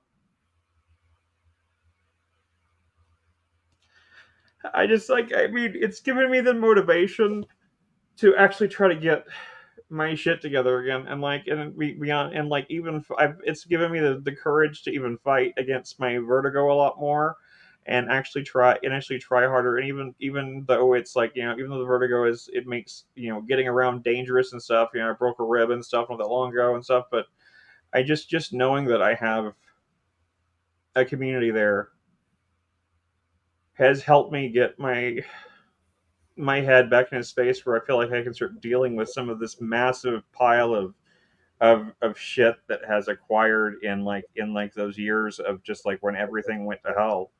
I mean, trying to get myself back, to being who I used to know myself to be, and it's just been really, it's been more than important to me. I just want you to know that, and that's pretty much it. And that's pretty much all I have to say tonight. I guess I appreciate any of the times, like, when I'm up late doing like all this stuff, and like, having movies in Discord and having people stop by and talk and stuff like that, and having these conversations that I've had, or just watching movies or whatever. It's made me feel so much less alone than I have for years and years. Yeah, that's pretty much it. Well, thank you too, because I get a lot out of it as well. Just thank you for being a friend to me, and thank you for reaching out all that time ago in Paul's comment section and stuff, because that one little act of kindness really did, like, kind of like restarted my ability to be social, and to try to be a person, try to be a part of something again. And I had really given up, and I'd become like almost isolationist to the point where, like, I didn't really have any intention of even reaching out or being friends with people anymore after the experiences I had had in those previous years, like with like the friend of ours that just wrecked everything, and everything. I was just like, yeah, I was like, fuck everything, but like, my wife and my daughters and like everything else can just go to hell. And it was a really negative space to be in, even though I was happy with them, but like everything outside of that was very negative. And it's it's been so nice to feel positivity again. And I don't know. I've been thinking about it a lot today. It's been on my mind a lot. I was telling the same thing to Lindsay earlier before the stream started. Is that how much all this has meant to me? Streaming was never something that like I ever thought about as being something that would be important or helpful to me in the way it has been. It wasn't something that I ever. Yeah. I saw. It was something I started to do as just like kind of. I don't know. I don't know. I don't even really know what it was that compelled me to start even trying to like to come onto your stream or anything. And then just like the way that you've embraced and accepted and brought me into this show and everything like that. It's been a truly wonderful experience. Nothing. I'm not. It's not like I'm going away or anything. It's making it sound like I'm leaving. But I mean, it's Yeah. nothing like that. I'm just saying, like, it's just meant that it's just been that important to me. So, yeah. I mean, the baby's crying, so I need to go. But I will be online. I'll be on Discord tonight again while I'm Okay. working. Tonight's Survivor night, but I'll Yeah. see If if you I'm still awake if afterwards. Maybe I'll. yeah, if you're awake Also. afterwards, I'll have a movie on or something, and Did feel you free to make your D20 account yet? shit. I did not, because Roll20, whatever. I really didn't. I worked a lot on like the character idea after what we talked about yesterday, and I tried to refine my and I looked at that one side about the 5e tools thing, because I was looking at the character stuff, and I was trying to like figure out how, because I've never built a Because D&D I character. think there's you talking about that fuck, what's it called? Hang on.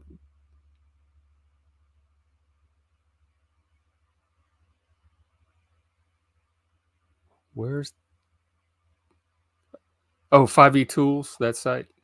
Yeah, the one he mentioned is he said that was where it has like the list of like the Yeah, character because types. if you go under Artificer, like in the middle of the page, they have the sub classes that you can pick, and each one's different. And if you click the ones you're interested in, it'll add that to the character information.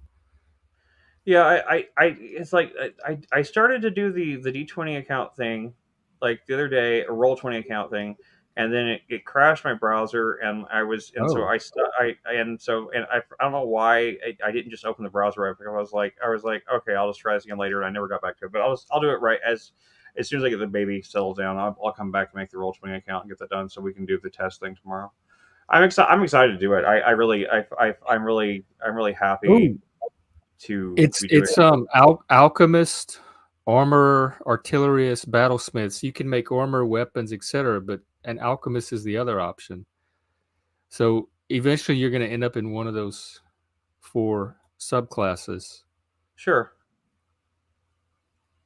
Let me see if I can sign up here this time with it. I don't know. I don't know why. Most things don't crash my browser, but then again, my Yeah, browser's that's weird because it's I don't know what their it's engine my is. I've been having all sorts of weird browser issues here, even with even yesterday when we were on stream, like or towards the end of the stream the other day, like all of my other tabs that weren't StreamYard stopped working, and I had to restart the computer as soon as the stream was over. So like I don't know what's going on with that. Let me I see if I can sign up real fast. And I got to this point before, and then it worked this time. Okay, the last time I got all the way through it, then it hit loading, and then like the browser crashed, and Oh. I was kind of thinking maybe it had already created it, but I'm just gonna like change my display name there, and we're all good to go, I guess. So yeah. Anyway, I will if I see you on Discord night. That's fine. If not, that's cool too, man. I'll see you tomorrow. I guess are you streaming at 2 tomorrow? Is that Yeah, thanks. We're back to our normal time tomorrow at 2 p.m. Central, and I think after that. Oh no, I have at 7 p.m. We're gonna do that game. So Right. yeah, I'll Okay. see you for the stream tomorrow. The usual Yeah, I'll time. see it too then. Yeah, if I don't see you on Discord, I'll see you on the stream. And so like, what best describes our group? 1 second. I'm a solo player. Our group could use a player or two. Our group's looking for a GM. Our group is ready to play. I'm here to run games. What's the option I need to put here? Say it. Give it. It's asking you when you create in your account. Give me the Yeah. options again. Just what best describes your group? Solo. Group could use a player or two. Group is looking for a GM. Group is ready to play, or I'm here to run games. Group is ready to play. Okay, that's what I figured. Because otherwise, they'll try to hook you up with like random people from D20. Gotcha. Okay, and then do I have a preference? And we're going Dungeons and Dragons 5th edition, right? Yeah. Okay. And if you go to the tools section and there's a character creation option, just pick the Dungeons and Dragons game, and it'll walk you through the character steps. Yep, I got it right. I'm already there, and it's I'll be doing that as soon as I'm gonna check on Juniper, and I'll be building. Yeah, we haven't seen her today at all. Yeah. Well, she was napping for the whole. Is she in her stream. playpen? Yeah. She was in the playpen, but she doesn't really like the playpen, but we've got to get her used to it because until I can get a lot more like cleaning done, like there just isn't like I've had to like tear out in order to get things organized here. I've had to like there's a lot of things that were shoved in closets and stuff like that just like from the previous people that lived here, and like that took our own things like because other people that when Angie was in this room, she just deconstructed the way the room was entirely, and she shoved all the stuff in the closet and stuff, and I need space in the closet for clothes. And anyway, so I just had to like tear all the stuff out, and there's stuff everywhere, and I have to like everything in this house is like looks like a fucking hurricane went through it right now. So I'm just trying to there just isn't a place where she can actually apparently Lindsay just says she's actually down there watching the stream right now. She's apparently I guess that calmed her down. Oh, so hey Juniper. Hey Juniper. That'll probably make her happy. So yeah, no, it looks like everything looks cool here. It says it explains it's got the I'll be able to build this pretty easily later, I think, because it's all pretty self-explanatory. All you got to do is just kind of click through the thing. So Yeah, cool. if you I'm still working on mine too. I did my ability scores, and I have to figure out how I want to assign them. But if you run into any trouble or have questions or anything, just message me. So Lindsay said that that Juniper is clapping for you when you're talking to her. Wow. Hey, Juniper. She probably doesn't know the difference between Well, me no, being able to see her. well, it's like down there. Because in her little baby mind, I can see her. Right. Hey, Well, Juniper. she's seeing on the big, not instead of the tiny little computer screen. She can see it. She can see you on the big screen. She's gonna be spoiled when she grows up and tries to watch regular TV shows, and I nobody's know. Well, calling her there's a whole name and generation waving at like her. that. So. Generation, I guess she's part of what they call Generation Alpha, or maybe she's the one after that. I don't even know what generation she's part of at this point. So I don't either. I don't. I don't Alpha's know the the last first one I name. know of, but there's bound to be a new one starting at some point. Right. Well, it's generations are every 40 years, right? Something like that. No, less than that. It used to. Gen It X used to was be. only like a 15-year span. So I'm using the character mancer, right? Or should I edit sheet directly? No, do the what'd you call it? It says, how do you want to create this character? Use the character Yeah, mancer, create see an if it NPC. takes you to a page where you select from little drop down menus. Okay. Cool. Because that's the one you want. I mean, if you know, if you hadn't been on stream still, I just would have clicked through until I found whatever worked. But still, I just figured to ask. So, all right. So yeah, I'll talk to you later, man. Good night. Okay. Talk to you later. Take care.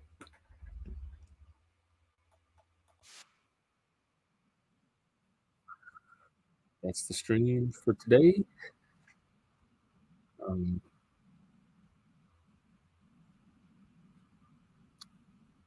Let me get the music going. Okay, we'll see you tomorrow. We're back on schedule for tomorrow at 6. See you then. If you have any topics you want to talk about, because yeah, we really do get tired of covering the same topics over and over. So if you have new topics you want to bring, please feel free to come on and talk about them. Other than that, have a great rest of your day. If you watch Survivor, that's tonight. If not, if you want to join one of the games with us, let me know. If you want an invitation to Discord, contact me. It's my Twitter name at gmail.com. And have a wonderful rest of your day. Take care.